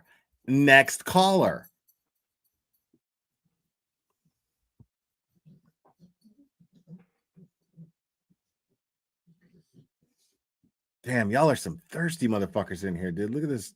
Drea's over here talking about, Joseph had a nice voice. Oh my goodness. Call from Marianne Monica. Hi, Marion. You're on. Hi. You gotta turn my show down in your background there, Marion. Okay, I just did. No problem. How we doing? Hi, I'm doing good. Right on. I live in Massachusetts and I work in Boston, and so I've been following the trial and also have a lot of kind of contacts that I've talked to. And let me tell you, this is a lot bigger than people realize. There were some people that had said that they were on it for Karen Reed, and they were very high up in government. So let me tell you, this is gonna blow up. I don't fully understand what you were just saying. So you're saying that for Karen Reed, there were people in the government who were very high up that are for Karen Reed? Yes. Okay. So how do you know this without outing anybody or, you know? I was at work and there was I had a party that were there sitting, and they happened to mention, well, I think I mentioned the Karen Reed thing first, or one of the people at the table asked me what I thought about it. And I said, don't ask me what I think about it, because you know, I'm at work and I could probably get in trouble for saying it. And they're like, no, you won't get in trouble. We won't say anything. And the person in the 10-party party happened to be high up in the government. Okay. And when I told them what I thought about everything that was going on, and so you spoke to this was person high, I'm sorry to interrupt you. You spoke to this person high up in the government directly yourself. Right, the people at the party. Okay. The person look at that's you. Go high up, ahead, get down, girl. All hobnobbing and rubbing elbows with powerful people and stuff. I see you, girl. Go ahead. Well, where I work, I've, you know, talked to very high up presidents, as a matter of fact, you know, former presidents, you know, but and only because, honestly, I'm a waitress in a very, you know, very luxury hotel. Okay. And so were you waitressing at this party? Yes. Okay. So you're passing out drinks, and then you happen to, somebody goes, hey, you, waitress, come here. What do you think about the Karen Reed stuff? No, I was waitressing on this group. Okay. And, you know, they were talking and everything, and the one guy at the end of the table asked me, you know what I mean? Okay. What I thought. And I told him exactly what I thought. And I said, you know, she shouldn't go to jail. I believe it's a lot of corruption and everything else. And, you know, we talked about a lot of things. And the woman at the end of the table happened to be someone very, very high up in government. And I had asked them, like, you know, what they were here for. You know, why were they here? What was, you know, this big group about, or whatever. Because, you know, whether it was a wedding, business, whatever. And they said that's what they were here for, the Karen Reed. Ooh, okay. Wow. And you know what I mean? So what did they? So what did he say? Everybody in the chat's like. He said, don't. That's what, and actually pointed to the woman. Okay, and said, and that's what she's here for. Don't worry about it. She said. He said, actually, not her. She didn't say anything, probably because she couldn't. You know what I mean? And he said, don't worry about it. Karen's going to be okay. We're working on it. Wow. They're working on the corruption Okay. Wow. They said it was going to be, and put it this way, they were from out of state. Mm-hmm. So that's interesting. You know what I mean? So government officials. Yeah. So it sounds like Or- you're alluding to them being federal. Mm-hmm. Right. Gotcha. Okay. Well, that's wild. Okay. Well, that's comforting. Thank you. Be careful when you talk to people when you're waitressing, please, because I don't want you to get in trouble. I know, probably will get in trouble. But well, I didn't say who the person was. No, you didn't. I think you're safe. I think you're good. And that and that person that's high up in the government did not say anything to me. You know what I mean? Right. Gotcha. She just smiled and, like, nice to meet you. That's it. Okay. You know what I mean? Right on. So that person did not say anything to me about the case. They asked my opinion. The guy asked my opinion about everything that was going on. Gotcha. And I voiced it strongly. Okay. Right on. All right. Well, thank you for calling, Marianne. I appreciate you. I'm gonna take the next caller. Sean on the Gulf, I think, is very right. Yeah. I think he's definitely onto it. That's for sure. Yeah. All right. Yeah. Thanks so much, Marianne. Appreciate it. All right. Thank you. Bye-bye. Bye.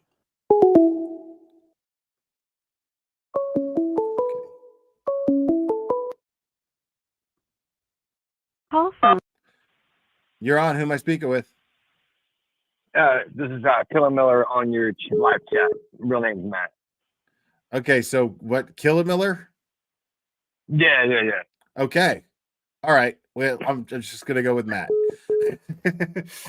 Not a problem, man. What's up, buddy? How we doing? Yeah, but I'm doing all right. But you know what? The sad thing is, this goes on in our country every day. Karen's just lucky that we have enough eyes on it. But literally, our court is designed to throw us in jail because you know how hard it is trying to fight any case, innocent or guilty, while you're behind bars and maybe have an hour a day to use the telephone. So they force people to basically take plea bargains just to get home. Yeah. I mean, yeah, that basically I have no doubt that that's exactly what they were hoping would happen with Karen Reed. I have absolutely no doubt that they as somebody stated in my chat earlier, that they overcharged her because they expected her to plead out. But she called their bluff. And now here we are. And everybody, for why the jury didn't speak up, Bev Canoni basically told them if they didn't have a verdict for all three charges, they were not allowed to say anything to her or anybody else until they all agreed on all charges. So I think that was the confusion of why they didn't go, hey, we have a verdict for these two, but not this one. Yeah, so I feel they were fucked them a lot. Right. I feel right. Yeah, that's a great point because I feel like that's what happened. I feel like they were fucked with. The idea was to confuse them, so they just kind of be like, well, what the fuck just happened? I guess that's it. But because they get to the point to where they're on the bus and then somebody speaks up. What if that person never spoke up on that bus and was like, and who knows what they said? Does anybody else feel like there's some fucked up shit going on here? And we don't even know what they said to her in their private conference because she wanted to do everything on the sidebar. So none of the bullshit was actually recorded or on the record. Yeah. I mean, what do you think about Fanning having the power to dismiss a juror? Yeah, the whole thing's BS. Like, they don't have regular sheriff's department like we do here in Jersey that handle everything for the court. So the regular police have no involvement with the courthouses themselves. Well, it's just why him out of like the thousands and thousands of people that could have easily done that job. Or Turtleboy was making an excellent point, in my opinion, in that article, because what Why him, out of especially the fact that he was directly involved in the investigation in which the trial is about? That has to be a conflict of interest. They were doing everything in their power to convict her, to have their other buddy in blue be okay. You know, if she took the fall, then everything would cease. Right. And I mean, why are we still not hearing anything from the Boston police? No support and no condemning of Karen Reed from the Boston police. You know, it's still, after all this, there's nobody in the Boston Police Department who's speaking up and going, no, man, like, we want justice for our brother. And I find that interesting. Well, not even that. Dude, even when he had his funeral, you know, down here, even if a retired cop dies, there's a fucking parade. That's what I mean. Of cops. That's what I mean. And nobody. What the fuck is going on? I've never seen anything like this. And the other dirty thing they did is the second charge, the manslaughter, involuntary manslaughter. Lally literally threw that in at the end. That wasn't even supposed to be one of the charges on the docket originally. Huh. But from what I understand, the jury isn't the 9 to whatever for that. It's one of the lessers included in that, which basically they're Right. split on. Did Karen Reed start the chain of events that killed John O'Keefe? Well, what does that mean? What it boils down to is like, they're split on whether or not she hit him on purpose. That's what they're split on. And some just don't even believe that she hit him at all. So, well, no, the lesser included one that they're actually on, Emily Baker was talking about it, is actually the chain of events one. okay. So it's basically, if Karen Reed started the chain of events that caused his death, it has nothing to do even with the fucking her hitting him. Yeah, but she didn't, though. Started the event. Yeah, but that's what the charge is basically. If she started the events that made him die, then you have to say she's guilty on that one. Which is On bullshit. manslaughter, right? I see what Emily Baker's trying to explain there, right? Kelly Kell, I believe you're right. I mean, I get what he's saying here. He's saying that, you know, if she's responsible for the chain of events that caused John O'Keefe to die, well, then that is what constitutes manslaughter versus murder. So I get it. It doesn't mean that she meant to do it. It means that she did something deliberately that caused the chain of events that caused John O'Keefe to perish ultimately. But think about how broad and ridiculous that is. It is. Well, yeah. So that started the chain of events that led to his death. Guilty. Like you know what I mean? Well, right. It just doesn't. It's the how many actions does it take? Are they invoking the butterfly effect law that doesn't exist? What is that? You know what I mean? Like, at what point? Where's the limit? At what point at the chain of events that causes, you know, John O'Keefe's death? Like, how do you blame? I mean, it can go back to they went to the bar together. If he hadn't gone to the bar, he wouldn't have gone to 34 Fairview.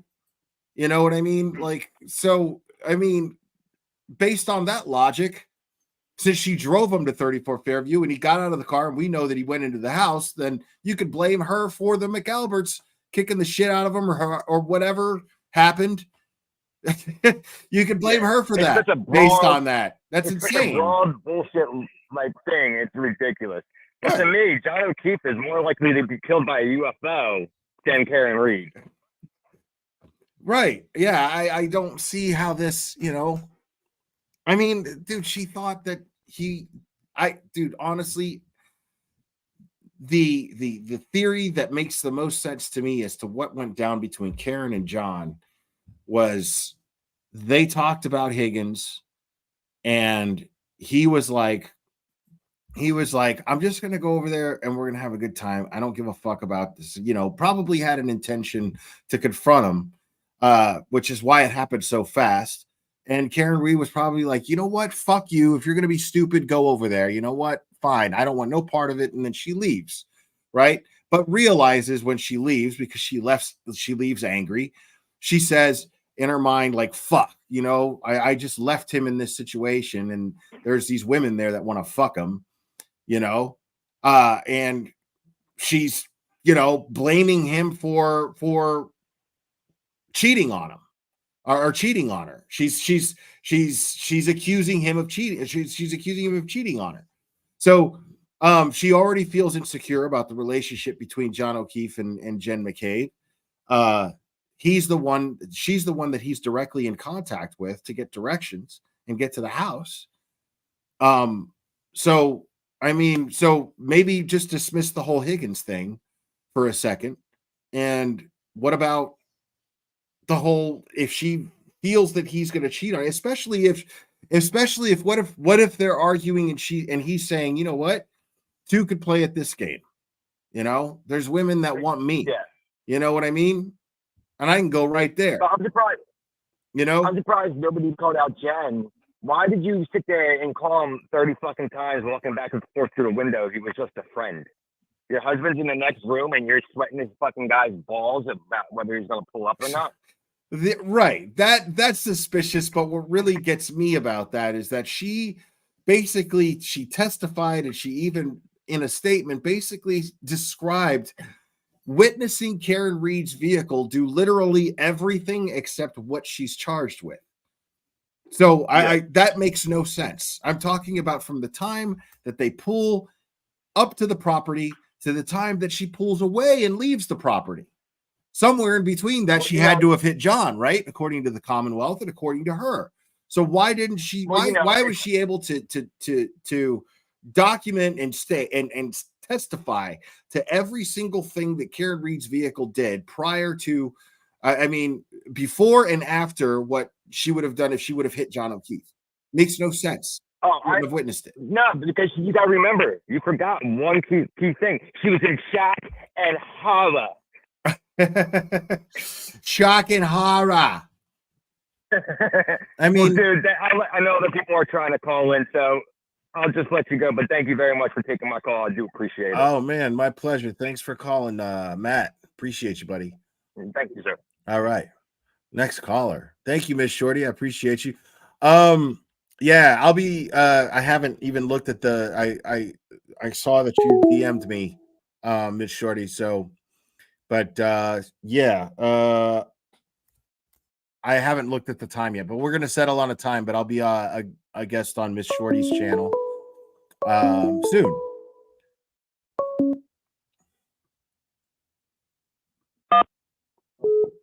Call from Dina Washoe. To accept. Hi, Dina. Clara. How are you feeling today after all that wine? Oh, that was days ago. I'm fine. I'm fantastic. So anyways, I'd like to talk to everybody about Friday. Okay. Let's hear it. We're gonna keep it classy out there. Them blue shorts are really gonna show up, I think, this time, and they were completely fucking unhinged the last time. Blue shorts or blue shirts? Blue shirts.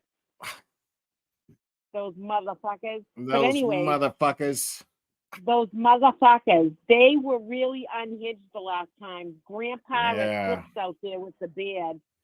And that other, I don't even know the Matt McCabe lookalike. Yeah, the Matt McCabe doppelganger, man. That guy was off the rails, bro. He was so off the rails, it was crazy. But just everybody keep it classy out there and take your phones out, because honestly, look what happened with Aiden this last time. I was just going live.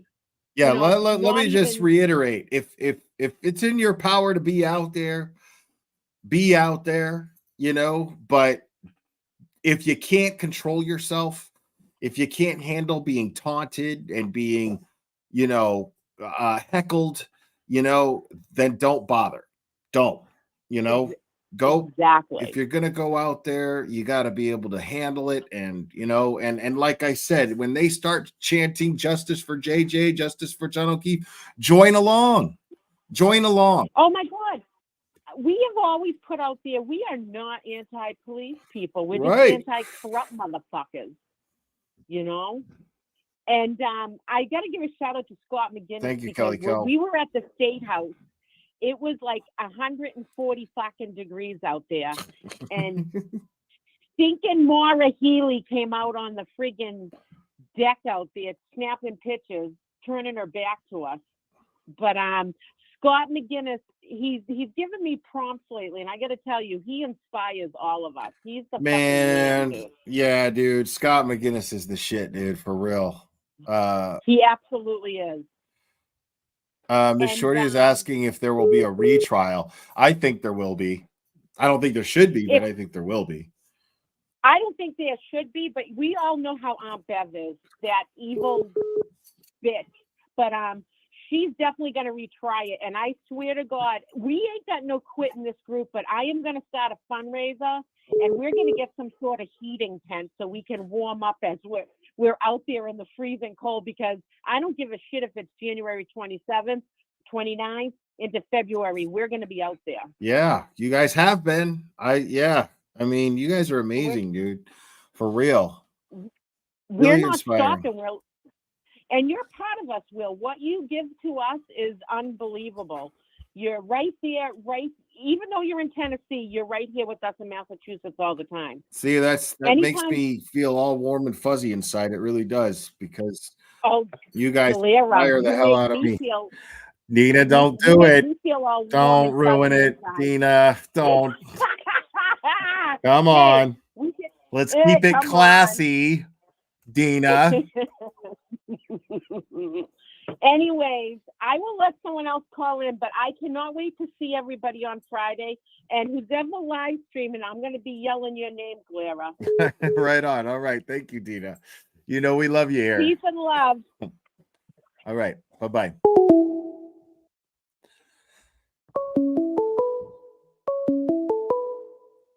All right. Let's take the next caller.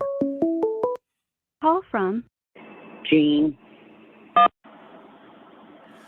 Gene, the Glare calling machine. Hello. Gene from Dorchester here. Gene from Dorchester. How are you, Will? I'm doing good, Gene. Good. I'm doing better than glad ever. To hear it. Awesome. I love Wicked it. pisser. Wicked awesome. I'm doing wicked fucking awesome. That's awesome. I miss like having coffee and smoking butts with you in the morning.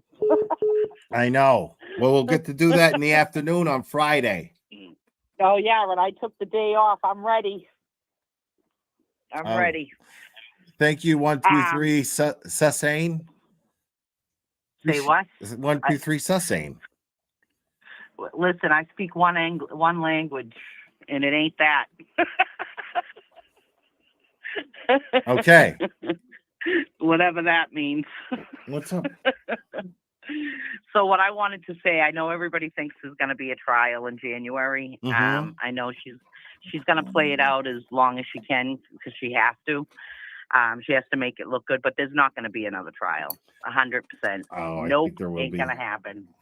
I honestly, listen, I thought there would be, and I'm telling you right now. What makes you think there won't be? Well, a few reasons. Mainly, we all know why they're doing it. They have to, like Aiden said, but I said it actually way before Aiden even said it on the Young Jerks. They have to play it out. They have to make it look good for the family, because they just do. They have to make it look good for the O'Keefe family, and they know Karen did it, and they're going to fight till the ends of the earth, but in actuality, it's just with all the stuff that's coming out, and you think the prosecution will finally just be like, we give up, like, that's it, No, I think it's going to be the judge that does it. I don't think the cops are going to do it at all. But when has Judge Bev? Now, I agree with you, and all of us agree with you that she should. But the question is, will she? Because what gives, see, my question to you is what gives you the indication that she would make this decision considering because she's made so far? Because she's under a microscope right now, right? She has been though. But it hasn't been as worse as it is now. Like she's under a microscope. So you're saying the game changer in Judge Bev's behavior would be that the new stuff that has come to light, considering the jurors coming forward, especially the jurors coming forward, because now we know for a straight fact, like I said before any of this, we knew for a straight fact that the jury has been tampered with. I knew it from the very beginning. I believe that most definitely, and why wouldn't I believe that, knowing that Fanning dismissed Juror 3, who would clearly have voted to acquit Karen Reed. Exactly, and we all thought it before, right? We all thought it. Like there was, but now it's just like you can't hide it. You know, if she keeps on doing what, I mean, look at what she did. That after the 10 days, she was supposed to release the juror's name, and then all of a sudden, everybody's on the jurors scared of Turtleboy. Are you fucking kidding me? It makes no sense. Shut the fuck up. But you know, so now nobody knows their names. What are these people hiding from? The goddamn mob. I mean, enough is enough. She's making it look so bad for herself. And listen, even though we think that she's going to go and not dismiss it and she's going to do this and that, she is. But she still has people above her that are reaching out to her going, Bev, listen, like I understand you know, whatever your feeling is towards this, and you got to do something, because this is starting to look like that you're in on something, Bev, because it does. So she has superiors that she has to, that are reaching out to her saying shit. There's no way this is going to go to trial. There is no way. It might not happen Friday, but I'm telling you right now that it's not going to go to trial. We are going to see more and more people come out. Eventually, these jurors are going to come out and say, you know what, I don't even give a shit anymore. So what do you think? I don't know why. You don't think that, I see, this is where we probably disagree, is because I feel like what's going to happen is Judge Bev, at best, is going to make the jury testify, each juror, or she's going to speak to them individually, or she's going to poll them or something. I think she's going to do something to that effect. Because again, we have to hear the arguments coming from both the prosecution and the defense on this on Friday. And I don't see how the defense is not going to be very, very, very direct and very forthcoming with every piece of information that they have that should compel Judge Beverly Cannoni to dismiss these charges. I agree. But it doesn't matter. Like, look at before the trial when she looked at Karen and she's like, "Is this funny, Karen?" or whatever the right. She said. Like, is this funny, Miss Reed? Clearly, like, people from all over the world are chiming in on this shit, right? It's not just Bostonians. I've seen this so many times, especially from Norfolk County. All right, Michael Morrissey is a big fat piece of shit. He always has been. He always will be. He's a scumbag. I can't stand him. I want to punch him in the face. I hate his guts. All right, that whole Quincy courtroom is an absolute fucking. I can't say it on the radio because. Fucking it's not the radio. But anyways, whatever it is. Say whatever you want. But I'm telling you right now, because of everything that's coming forward, she has people that are reaching out to her saying, "You can't do this no more. You can't." Like something like you said, she'll probably pull the jurors, but it has to be in front of the defense, the DA. Everybody has to see this, because no one's going to trust her to pull them in the back room and say, "Hey, what did you say?" I really think that the foreperson is someone that they all know. There's no way that you're a cop in Massachusetts and you don't know somebody's uncle, aunt, brother. I don't care. It's just how it is here. They only for hundreds. for years, you didn't even get in the Boston State Police unless your name was O'Malley or Tully and you were related to John, Dick, and, Harry. That's just how they rolled for many, many, many, many, many, many years. And to undo all this, it's going to take many, many, many years to fix it. I agree. So yeah.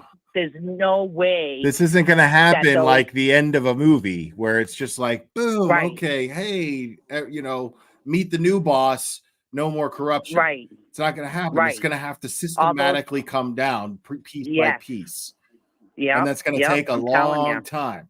Like Michael Morrissey. It is going to take a long. Michael Morrissey is just a piece in the Jenga. Dude, I could tell you stories about Michael Morrissey that you would be like, how on God's green fucking earth is this dude still even? I'm telling you, I could write a book. I could write a big book. A good friend of mine had Bev as an attorney. When she was a defense attorney back in the day, he had her, and he said she was awesome. She was an awesome defense attorney. That she used to meet him. Yeah, yep. I believe it. A good friend of mine, Mike. His name's Mike. I believe it. Yep, he was his attorney back in the day, and she got him off out of Quincy Court. She got him off on a. See, that just makes me think that she knows exactly what the fuck she's doing. You know what I mean? Yeah, she does. It just makes me think that it's not just her being some judge who just fucking doesn't know what the hell is going on. She knows what the fuck she's doing. Yep, she does. She knows, and this is the thing. This is what. So she used to be a court-appointed attorney out of Quincy District Court. Where Michael Morrissey was the DA for 1,000 years, and she was, they worked together for many, many years. I'm sure Michael Morrissey has given her a few, all right, you know what, we won't put him away for 10 years if you, tell him to do this, all right, yeah. And she's like, yeah, all right, cool. So they did all that for many years, and that's why looking at her now as a judge and seeing how is she just such an idiot? Like, this doesn't make no sense. You know what I mean? She's a freaking idiot. But she's not, though. Yeah. That's the question. Is she fucking stupid or is she dirty? Well, she thinks we're stupid is what it is. Right. She thinks we're stupid. So, all right, let me rephrase that. She's not an idiot. She knows exactly what she's doing. She thinks we're all idiots and we don't know what we're talking about. Yeah, that's the vibe I get. Yeah, and she's had conversations with Michael Morrissey about this a million times, I bet. And he's like, dude, just do this. They're all idiots. They don't know. It's that turtle cunt. You know what I mean? And that's the conversations that they're having. That's the conversations that they're having. And so she's just as bad. It all trickles down. They're all jerking each other behind the pew. It's just, that's just how it is. And I'm telling you right now, as much as she wants to take care of her boy Mikey, it's not going to happen. It's not going to happen. These jurors went to her. Well, they went to the defense. They went to the DA's office. All these troopers. It's not going to go to trial the second time around. Mark my words. I will call you back. Thank you, John Duncan. Ha ha ha ha! I told you so, because I will. That's fine. Yeah, that's fine. Yeah. I mean, and I hope it doesn't go to trial. I hope you're right. Not. I hope you're right. It's not. I want to be very clear about that. I hope you're correct. I know. We all do. We all hope I'm right. Right. But I've been right before, and I'll be right again. All right, Gene, the prediction machine. All right. Well, I love you. I miss seeing you every day. But love you too. I'll see you on Well, Friday hey, listen, that Sarah Boone trial, when that starts in October, man, you guys are going to see me every day. That's for sure. I'll be covering that. Yeah, I got to, I got to do some reading up on that and stuff too. I'll be doing some more streams on that just to catch people up and catch myself up as well. So awesome. So yeah, but this is going to be a trial nobody's going to want to miss. I can guarantee you that. Yeah, I know. I'm going to read up on that, and I'll watch your lives too when you're updating us. Right on. All right, I'm going to take the next call, Gene. Talking to you. You All too. Right, bye. Always nice. All right, bye. Bye. Call from Dawn Amelie. You're on. Who am I speaking with? Donna. Donna. Hello, Donna. What's up, Will? How you doing? I'm doing good. So listen, I'm gonna go with the facts of this case from the rip, from the beginning, okay? From the rip. First Let's of all, go. that fucking mute fucking Proctor should have excused his ass right away, right? Number two, I have a dog bite. I can prove to you guys teeth marks and all those scratches and shit, right? Three, really? I'm a small-time criminal, and you collect evidence in fucking keg tubs? Are you serious right now? And Benzo Bev needs to stop her drinking and benzoing. Like, what the fuck is up with that shit? This is bullshit. This woman, they proved that she didn't hit him, correct? Right? Because I already proved my theory. I backed up doing 30 miles an hour, buzzed, and I fucking, if I hit something, trust and believe, that motherfucker's going flying, right? Don't drink and drive, folks. I swear to God. Yeah, you know I'm fucking right. I'm from fucking Woburn, Mass. Yeah, you know I'm right. So, Donna. they're all fucked. Trust and believe, they're all going down. Feds are coming for them all. Trust me. Right on, Donna. You be careful, Donna. Be careful. No, I'm good. Listen, I know when to keep my mouth shut and when to open it, but you know what? Fuck this shit. There is too much corruption, and it sucks for the good cops that, you know what I mean, that are real. And then you got these pieces of shit that fucking did this shit and covered it up and thought they were going to get the fuck away. Where's the dog, huh? Oh, rehoned my ass. You don't just get rid of your fucking dog, yo. So that's the next trial. That's why a mistrial. Yeah, bullshit. I got to agree with you, Donna. I got to agree with you. Hey. Right? I'm not off. You're not off. And I smoke, so light up, Will. Hey, There Donna. you go. Did you have a prosthetic baby collection as a child?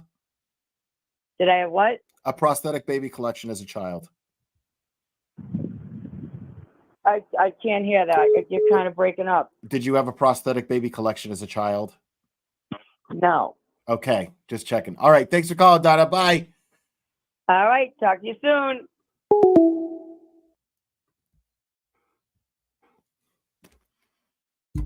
Next call. Donna was fantastic.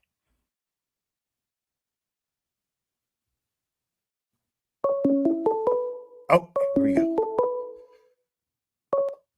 Call from Pete Meat Sweat. Pete, what? What did you say your name was? Hey, Guerra. I'm Meat Sweat Morrissey's neighbor. Meat Sweat Morrissey's neighbor. Okay. What's going on, Pete Meat Sweat Morrissey's neighbor? How's it going, buddy? I called in a couple times to you and also on Howie Cock, and it's good stuff. But I'm hanging out right now 2 blocks away from Meat Sweat, in my backyard, having a fire, watching you on my outdoor TV. Right on. I love it. Love it. Beautiful night here in the Quincy area. So Morrissey's having a fundraiser coming up in just a few days from now over on the 15th, right A here in fundraiser Quincy. for what? He's trying to run again, I think. So that's all I can think of. But he has the Terrell Room, which is the Quincy Elks, is probably like probably a few hundred people will be showing up to support him, and I think we need to come in full force to oppose his running again. I wouldn't doubt that was already in the works. I don't know. Dana and Paul Cristoforo were in my chat earlier. Scott is in my chatting chat. with Paul yesterday. Any word on a standout for against the fundraiser? Yeah, I think Paul already communicated that today, but I think we really need to get the word out. That's why I'm calling in now, so everyone watching you can see it live here. Okay, there is a standout. There is a standout in place already.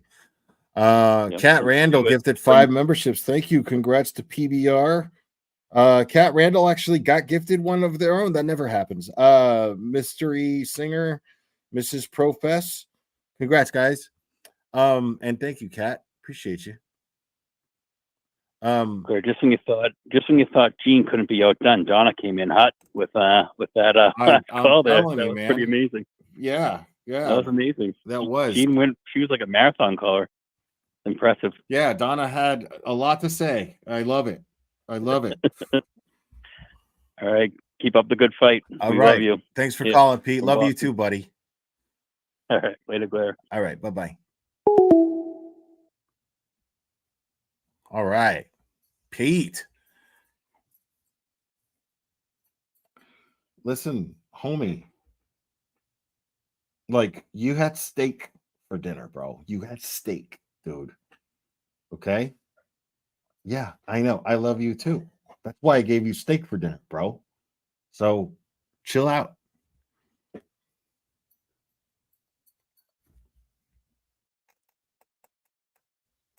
He's a good boy. Good boy. No, I don't. Mr. Harlan's Tales of History's Famous Burglars. I do not. I'm not saying I never will again, but I currently do not. Call from John. John, you're on. What's up, buddy? Hey, am I live? You're live, John.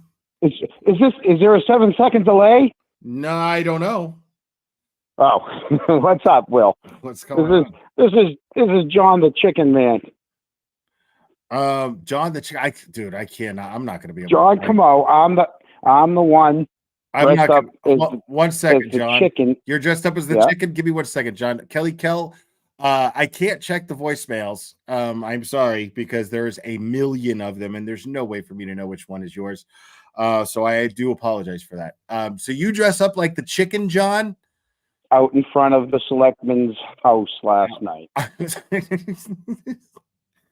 Yeah, and I'm the one that was 2 weeks ago, and he literally went to the Canton police station to file harassment charges, but they said no. Okay. Was this Chris Albert's house? No. So Chris Albert lives in a condo complex. I went to the chairman's house. You went to the chairman's house. I went to Michael Loughran's house. Yep. Okay. Yeah. So tell me what inspired you to do this? Why the chicken costume? Well, so months ago, when Tom Theodore was the chairman, they decided they were going to stop the public comments for a while, and that's when I showed up the same night as Turtle. I was in the giant chicken costume in the back, and I just stood there with my signs. And then a couple of weeks later, I was the elephant in the room. And then a couple of weeks after that, I was the coffee cup, because all Chris does is drinks out of his coffee cup. Wow. So I got upset at their decision to go Zooming their meetings. Yeah, what the fuck is up with that? Absolutely. So instead, if I can't go to the meetings, I go to his house. So I decided to go to his house and show everybody what kind of a farce this is. So 2 days after I went a couple of weeks ago, I get a call from the Canton police station that Mike Loughran went down to the station, and he did not like the fact that I was standing out in front of his house protesting. Right, but you stayed like on the public sidewalk or whatever. I stood on the sidewalk. Absolutely. Right. Okay. So last night, though, that they didn't again. charge you. It's interesting that they didn't charge you with the same shit that they charged Turtleboy and the Canton 9. I mean, well, he's not a witness to anything. That's a good point. Great point. Okay, yeah. Okay, yep. Well, that's So there's no right. I mean, even though it's unconstitutional, there's still the law. But that law is unconstitutional. We all agree on that. The law, their law is unconstitutional. Correct. Right. Yep. That was used to charge Turtleboy and the Canton 9. But that law does not apply to what you were doing, because this chairman of the select board is not a witness in this case or in any case. Correct. And I'm protesting the fact that the select board went to Zoom instead of being 1 mile down the street. Yeah. I mean, that's what it seems as though they're deliberately doing this to keep people from being able to speak at these things. It's exactly what they're doing.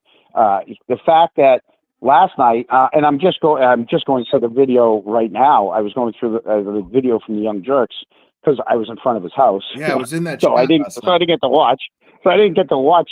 But what I'm seeing is he's like, I'm not gonna take a call from you on Zoom if your phone says Samsung. I'll only take it if the name. Here's the problem. You're 1 mile away from town hall. You asked to be an elected official in this town. If you can't handle it, step down and let someone else that can. How hard is it? And somebody that wants to. And somebody that wants to. Not just somebody who can, but somebody that wants to as well. How hard is it to sit there for 15 minutes and actually, even if you're pretending, look at the people that are talking, nod your head at them, acknowledge them. And then when if someone goes over by 10 seconds, 15 seconds, okay, you ask them politely, hey, can you finish it up? They'll say, oh, I got one line left. Okay, go ahead with your one line. And if the last person in line that day only gets to speak for 2.5 minutes, it's on those speakers. Hold each other accountable. Don't sit there and fumble with the clock. They pay more attention to fumbling with the clock than they do listening to the people. Right. They don't ever acknowledge anything anyone says. It's really, and then it's gotten to the point to where they can't even take hearing what people have to say. And I haven't seen anyone be disrespectful. I thought what happened to Jen was pretty disgusting at that one meeting where she was ejected. Absolutely. Well, they're looking for anything to not, and that's why they went to Zoom, because now he can control the narrative. He can control who he puts on. So last night, you get the first 3 people are handpicked, instead of waiting in the line like they usually do. Right. Well, this is just something else, man. So wild, man. And bravo to you, man. The last committee, the last meeting, they were fumbling. Here's the thing. These guys are fumbling around with this technology, and they're paying more attention to that than they're paying attention to what they actually have to do. They had a member from another meeting waiting to talk on, it was about speed bumps in the town. All right. But the person was waiting to speak on it. They never acknowledged him. They went ahead and voted. And then the chairman turns and goes, oh, I see you wanted to talk. Well, we already voted on it, so I'll let you talk on it, but it's too late. We already voted on it. It's incompetent what they're doing. Yeah, but I'm not sure if it's incompetence or just stubbornness, being drunk on power. It's terrible. Wow, man. John. So last night I was with Peter Murphy. It was Peter Murphy and I were up there. Okay. And Pops made 3 passes. I love Peter Murphy so much. That guy is so cool. Pops made 3 passes while I was out there. Each time I pointed straight down to my feet to show them I was not on his property. So, it's amazing how much time that they put into this. God bless Peter Murphy, man. And God bless you, John. That's fantastic, and just classy to just, put yourself in a position to be laughed at so that you can make your point and protest and add a little humor to it and keep it lighthearted so nobody could call you aggressive. It's beautiful and it's genius. Oh, it was amazing today from the other side. It's an incredibly effective way to get people to look that way. And that's just fantastic. I got to commend you for that, John. Well, thank you. So, but I FOIA requested. So when I called the police and I called them back after they called to talk to me, you get that Canton Police Officer so-and-so lines recorded, and I talked to the officer the whole time thinking that the call is being recorded. So I was very careful with with what I said. Well, I FOIA requested that, and I got an email back immediately. They didn't have it. And I said, what do you mean you don't have it? And they said, unfortunately, not all the phones in the police department are able to be recorded, and that they're going to be looking into vendors to ensure that in the future, all the phones are recorded. Wow. And this is the same police station where just a few months ago, the police chief was looking for $100,000 for a new stove and kitchen. You know, so you have a 25-year-old, you have 25-year-old cameras in the Sally Port. They've been in there since the building was built. Well, not the building wasn't built when they moved there. It was an old school. So they have a 25-year-old camera system. They don't have recordings on all the phones, and yet they're making $300,000 a year, and they want a stove. Yeah, that's insane. Like, and considering like when you look at that, and then you consider everything that was brought up in trial, listening to these Canton cops talk about things that they didn't have, using that as an excuse as to why they put things in solo cups and why they used a leaf blower. Because these people did not have the tools necessary to properly preserve evidence. That was their excuse. So if you don't have the tools, when you take that into context, when you take that into context and add the fact that Rafferty asked for that $100,000 for a new kitchen, it's fair to have questions here. Absolutely. But if you don't have the tools, and the state police does, wouldn't the simple thing been just block it off, wait for the state police, let them handle everything? So be it. If you have an officer sitting down, so he's sitting down, or two, one at each end of the property. If you couldn't caution tape it off because of the wind, you put a cruiser at each corner of the property and you have them sit there and watch the property. Agreed. Yeah, because the cruisers have dash cams. So you put you put them facing each other at each opposite end of the property. So now you have cameras on the property. You have them sit there until the state police arrive. Literally every aspect of this investigation was tainted in some way. Literally every aspect of the integrity of this investigation was tainted in some way. In some way, shape, or form. No, if you take one thing and you can say as to why the integrity of the investigation was compromised, anything. And a lot of it just boils down to the fact that any evidence that was found on that property after it was not properly closed off, after there was just hours and hours of that property just being open to anybody being able to walk over it, to grab it. There's no there's no ring footage from anybody. You cannot. How about the fact that the cannot do anything team, but doubt every piece of evidence? How about the fact that the CERT team doesn't even know who was on the CERT team? Right. They only knew they said, and there was 3 we think plainclothes Canton police officers there, but they don't know what 3. Right. Agreed. Jim Jerry Gunn just said, thank you, Forrest. The continued coverage of the glare. I know it's a typo. Well, so I just I wanted to get some of that across, and I missed you the last time you were here, so hopefully I'll see you the next time you come up. All right. I would love to meet you, John. I appreciate you, man. Thank you for calling. All right, I will. Call from Michelle. Michelle, seats taken. You're live. What's up? Hello. Hi, Claire. Thank you for taking my call. I have a quick question. You might have answered it already, but why hasn't Morrissey or Rafferty done a public speech or statement?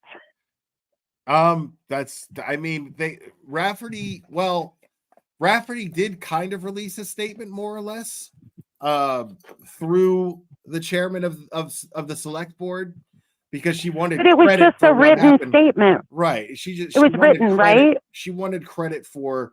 She wanted to make sure that her name was credited to Kevin Albert being put on leave, on paid leave. But that's the only thing. And then there was the quote that when she hit somebody with her car, a pedestrian, after Turtleboy uncovered it and made it public. Right, but shouldn't the DA be coming out and for the public and commenting on a lot of these things that have been that have come out? Well, I agree with you. I think it's very telling that they have not. I think it's very telling that Lally isn't ever standing in front of microphones and cameras making statements. Yes. He avoids the press as much as possible. I find that very telling. That tells me that he's not confident in his case at all. That has always stood out to me. That has always stood out to me, that Lally has always seemed to avoid the public eye as much as possible. And hiding. And it seems like Morrissey is also. Right. I mean. Well, thank you so much for taking my call. I love listening to you. I listen to you all the time, and I appreciate it. And for answering my question, I'll let you get to the next caller. Right on. Thank you so much. Thank you for calling. That was very sweet of you to say. Thank you. Okay. Bye-bye. Bye. Wow. Great callers today, man. You guys are fantastic. Thank you guys for everything. Yeah, and if you guys are feeling generous, Turtleboy's Defense Fund link is pinned to the top of the chat, because I mean, he's got a long fight ahead of him, and what's happening to him is just as unfair as anything happening to anybody. And I missed that call, but I'll take the next one that calls in.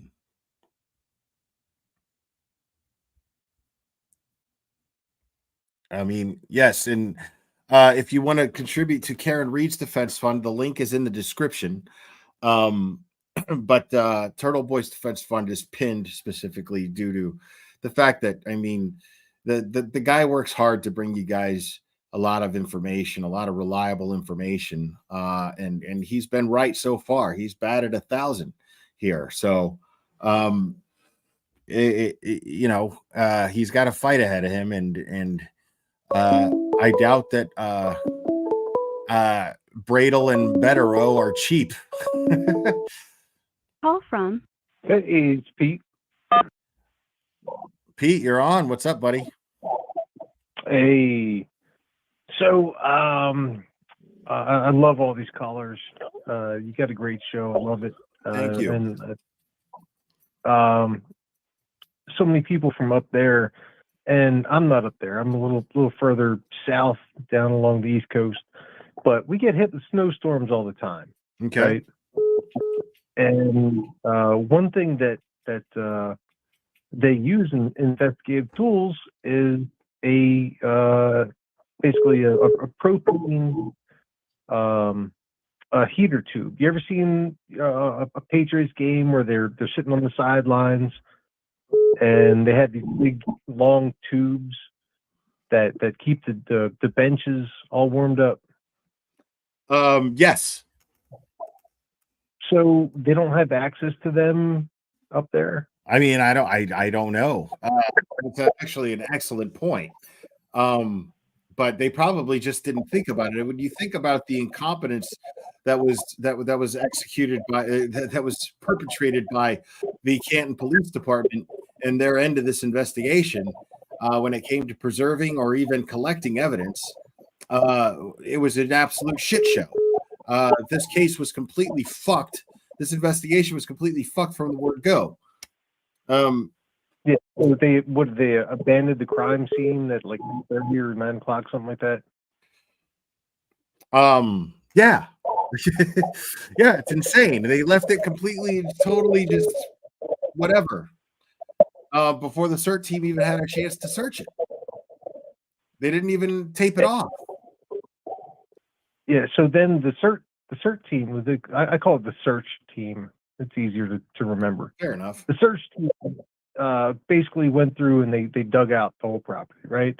And then they didn't make a record of it. I've watched plenty of videos where you have cameras, body cams, where they have a form that they have everybody on scene that is investigating or on scene at the very least to move a body, right, whatever now, it may be. Now remember, it was Tully who was quarterbacking the entire CERT team.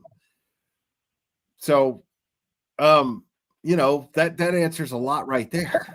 I mean, if you're convinced that Tully is it's not, I mean, come on, Tully is currently under internal affairs investigation in the Massachusetts State Police as well. So so Tully was quarterbacking this entire search team. I mean, all right. I've seen enough investigations where they have a clipboard. They'll pass it around, put your initials on here, put your certification number on there. You're on scene, and I didn't see any evidence of that in this case. No, that was part of the issue. Was almost nothing was documented. It was insane. Like, I've never seen such little documentation in a murder case, much less one for a police officer. It makes no sense. This investigation, everything is wrong with this investigation.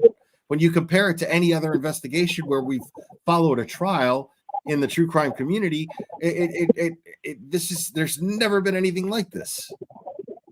So how did it even go to trial when there was no? Ask Beverly. Ask Beverly Canoni. Okay, and so on Friday, my expectation is that she's going to say, "Oh, well, she's going to say, well, okay, well, thank you, Lizzie B. I'm going to proceed, and then from here on out, we'll let a circuit court or even the Supreme Court of Mass figure it out." It's like she's hitting the puck. It's like she just had the puck and just stall it off herself. She doesn't seem to have any interest in justice. I mean, that's what it just boils down to. I mean, her involvement is suspicious from the beginning. There's a conflict of interest from the start. She is related. Her brother defended Chris Albert in a manslaughter charge, in a vehicular manslaughter case. Come on. And they've got like a beach house like right next to the McAlberts. Am I wrong about that? Oh, I'm not sure about that. I know that somebody said something about Auntie Bev. That's where she got the name Auntie Bev from, because somebody threatened Turtleboy. They were gonna bury him in Auntie Bev's backyard or something to that effect. I can't remember. Don't quote me. It's old on the Cape. It's so like it's like her. Maybe she grew up in the house or something like that. But like the houses on that beach are something like 150 or something years old. Oh, I don't even know, man. Yeah. All right. Well, yeah. I just wanted to check in and say, hey, watch the weather on Friday, because this Hurricane Debbie is pushing its way up the coast. Okay. And you're out there, there's like lightning, thunder, it may be a little bit cooler, but bring your poncho. Okay. Thank you so much, Pete. Yes, guys, please be careful with that weather on Friday. Just, don't put yourselves in any danger. Yes, sir. All right. All right. Thank you. Appreciate you, Pete. Have a good one, buddy. Bye-bye. Yeah, guys, be careful with Hurricane Debbie heading up the East Coast. So it seems like you guys are expected to get some weather from that. So please be careful. Call from Kelly. Kelly, you're on. How we doing? I'm good. How are you? Doing fantastic. I got your show on, and I think I'm behind, but anyway, I just want to say that I drove up there from Syracuse, New York, and I saw the place, and there's no way that anybody didn't see a body on the lawn. Right. Yeah. There's just no way. I mean, thank you, brutally honest. And there's just no way that this isn't how innocent people act. No. No. And, agreed. I mean, I got dragged into this rabbit hole. I watched Melanie, and then I found you, and it's just crazy. I've never seen people, and I really. Speaking of which, Yes. Melanie Little and I were in touch today. So it's just a question of settling on a time. But I'll be Oh, good. posting a live coming up, and I think tomorrow that'll be happening. So I know she's going to be on Friday with Betterow, but the whole thing is that I want Chris Albert's pool dug up. okay. I mean, do you think he'd be stupid enough to put it in his pool? Well, look at the stupidity that they've done. I mean, yeah, that's fair. But I mean, do you think that they would be It's like, that bold as to put evidence in John O'Keefe's death in like let's say it's Chris or Brian Albert's flooring, and let's and say the weight, Brian Albert's everything flooring, and I mean, God forbid, Chloe, you know, in you think that they would be that bold as to put it in the selectmen's pool and fill it up? Well, at this point, I wouldn't put anything past these people. Right.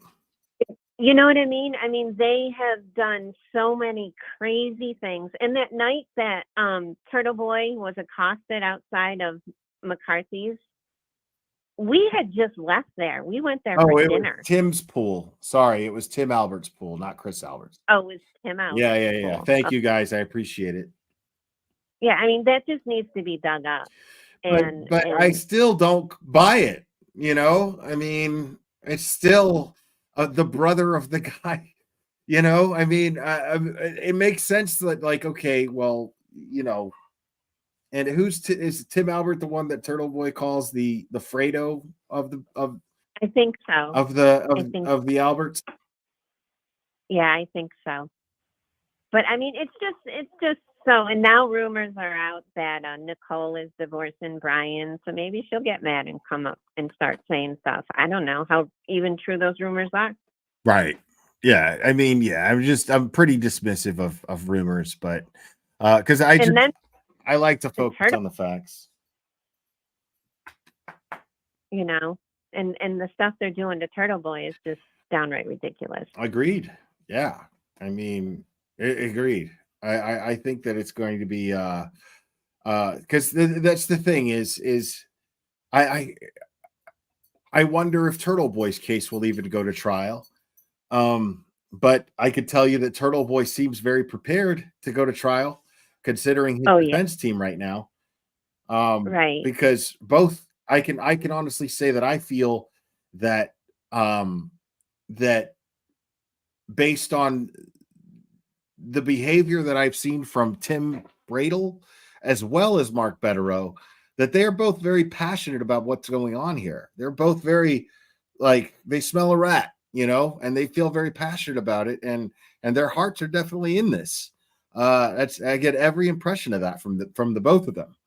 So I imagine that Turtleboy is ready to take this as far as it has to go. Oh no, and he should, because it needs to end. It needs to end. And the disrespect that they have given to Officer John O'Keefe is just insane. Agreed. We had a city cop and a sheriff killed in the line of duty about 6 months ago. Wow. This entire town was shut down for a month.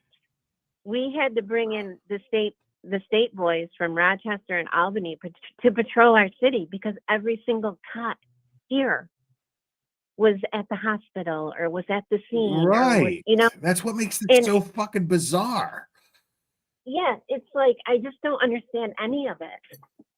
Yeah. And it's just really sad. And I just really wish that Paul O'Keefe would wake up and smell the roses. Yeah, I mean, I wish that too. Because I don't see how he could possibly ignore everything that's going on at this point. I just don't see it. Oh no.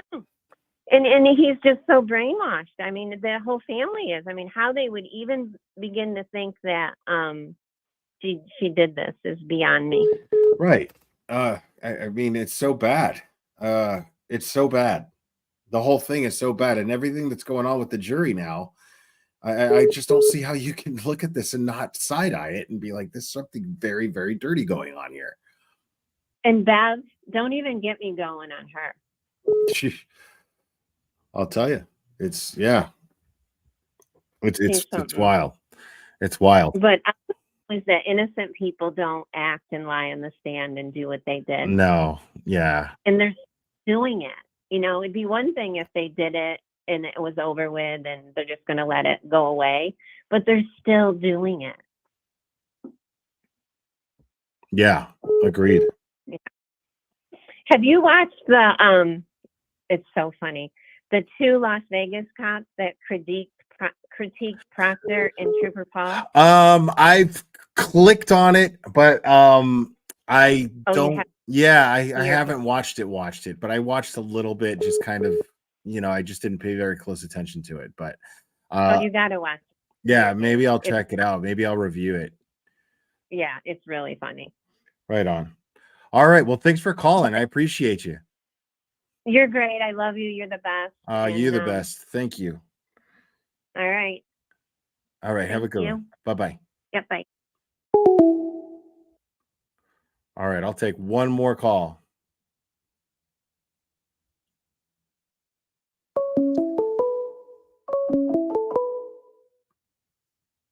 Call from Lynn.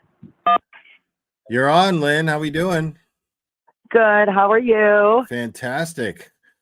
Well, first, I want to say this is Donna's sister. Okay. Okay. First off. But I did hear her, but I just got to the gathering, so I wanted to say a couple of things because I always miss out. Okay. All right. First, I want to know about the red Solo cups and if that neighbor was spoken to, because nobody talked, but everybody knows we got the red Solo cups from the neighbor. Right. Yeah. Anybody talk to the neighbor? That's the off-duty police officer, I think. Right. So why didn't they testify? Right. That exactly. Yeah. Do we know anything about that? That's a good question. Okay. Question. And my next thing is, okay, I'm obviously from the Commonwealth, okay, and nobody is going to go against the Commonwealth. I mean, I would, because I don't care. Yeah, I gotta get that feeling from your family. Yeah. Listen, we're feisty Italians, we do the right thing, but if you mess with our people, like, this is my Commonwealth. I'm embarrassed. Heard. I'm embarrassed and disgusted Heard. with what I'm seeing. And I have state cop friends, family, people that I respect and that do what they're supposed to do. I know there's always one who ruins it for everyone, but what the actual, okay? Oh, now, you're just gonna have to hold on 1 second there, Lynn. You're just gonna have to hold on 1 second there. I think we got a super dad. I got more. I think we got a super dad. Super dad. Super dad. Super dad.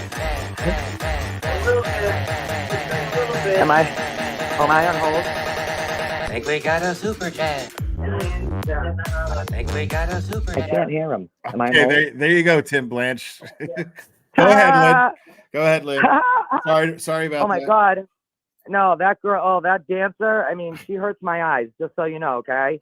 I'd rather look at you, not for nothing, okay? Because you're a lot better looking than her. Oh God, it's so distracting. But anyways, so the other thing I want to say is this, okay? I don't know if I've heard this before, but it needs to be the FBI against the Commonwealth, not Karen Reed. Right. You're never going to find it. The only person on the planet that I know that didn't know about this case is my 16-year-old daughter and all her little friends. Right. Okay. So because they don't give nobody, they don't. They know now, but right. Nobody on the planet is going to convict her.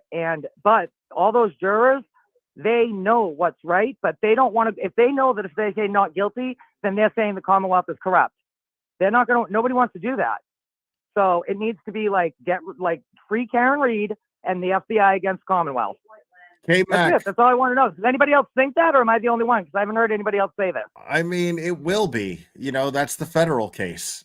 K-Mac, yeah, Right. absolutely. Tom, CPU, make a note of that. Sorry, I got a super chat and she's saying to come visit her dispensary. I will happily do so. Yeah, come to Woburn. Yeah. Which one? Sanctuary? Oh, well, whatever. Oh, yeah, sorry. All right. So yeah, I mean that's going to be that's what the feds are doing. They're building a case. That's what the United States Attorney's Office, Josh Levy's office, is doing right now, is building a case against Michael Morrissey's office. So that's going to be the federal. That's going to be when the federal indictments come out, but that could take forever. You know. I'm going to light a cigarette too. Hold on. So I know that, and I know they need to cross all their T's and dot all their I's, because I know that's why they have such a success rate. But in the meantime, in the interim, the Commonwealth, I'm so embarrassed every day that they keep doing this. Like every day, they're not going to drop the charges because they're admitting to guilt. I love that you're pointing that out, that you feel embarrassed, you know, like these are the people that represent your state, you know, and you feel fucking embarrassed that they're acting. But I'm telling you, there's no reason to be, because clearly it's common knowledge at this point that these elected officials right now, who are a part of this bullshit, this sham, do not effectively represent you, the people of Massachusetts. This is at this point common knowledge, and that's thanks to those people that are out there standing out. Thanks to the Scott McGinnises, the Tom CPUs, and the Ritas, and the Jens, and the Dinas, and the Danas, and the Pauls, and everybody in this room that I'm with right now has also been there to support. Yeah, that's all to you guys, man. That's all due to you guys. So we're going Friday too. We couldn't do the standout, but we're going Friday. That's what lets people know. That's what lets people know that you have nothing to be embarrassed about, is to go, hey, those people don't properly represent us. We have a problem. Yeah. So that's don't you I'd worry about that. Stick needles in my eyes than watch Joe Paul's testimony ever again in my life. Right. I mean, yeah, that's insane. Like, it's fucking wild that this dude was up there saying the things that he was saying, expecting a jury to buy it. I mean, I don't know. I just hope that I've already been in trouble. I've already been down that road once in my life with the Commonwealth, and I've been there. You're top of the ladder, like Karen. Boom, right down. All of a sudden, everyone's against you. Yeah, that's crazy. It's and it just sucks that like all our tax money, like everything going to like Friday. What's going to happen? You know what's going to happen. They're going to go in there, plead their case, right? Bev, okay, is going to be like, no. And right, pretty much. She's just going to let people talk, but she's not really going to, she doesn't really give a shit. Do what's right. Right. Yeah. She doesn't care about what's right. She's a robot. She's following, like, and Marcy, these people, like, they don't even know that they're like digging themselves deeper every day. Like, they know they're coming for them one by one by one. I can't wait. Yeah. Wild. All right. Thank you for calling in. Anyways, Lynn. I just wanted to point on my theories and what I think. I think a lot of people are in line with what you're thinking, and thank you for standing out there and doing everything that you're doing, both you and Donna.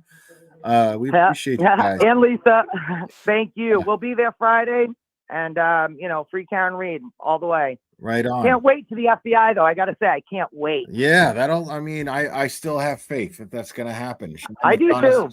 Donna says so. I believe it. So I got faith in Sean's insight. So Sean, yep, absolutely. I have faith too. We just got to deal with the crap in the interim. And you know what? Karen isn't just freeing, she's fighting for herself. We're fighting for her. And she's going to set an example. I know she has to go through the storm right now, but she's going to change everything. And so that this doesn't happen again. You know what I mean? Agreed. It's like, it sucks that God only picks their strongest soldiers. You know what I'm saying? Yeah. Yeah, I hear that. So anyways, that's that. Thank you so much. Keep doing what you're doing. We appreciate it. We love watching you. You're easy on the eyes. We don't get a lot of those around here, so we appreciate it. Thank you. All right. Appreciate you. Thank you, Lynn. Thank you. Have a good one. You too. Bye-bye. Bye-bye. All right. All right, man. For all of the callers, man, you guys are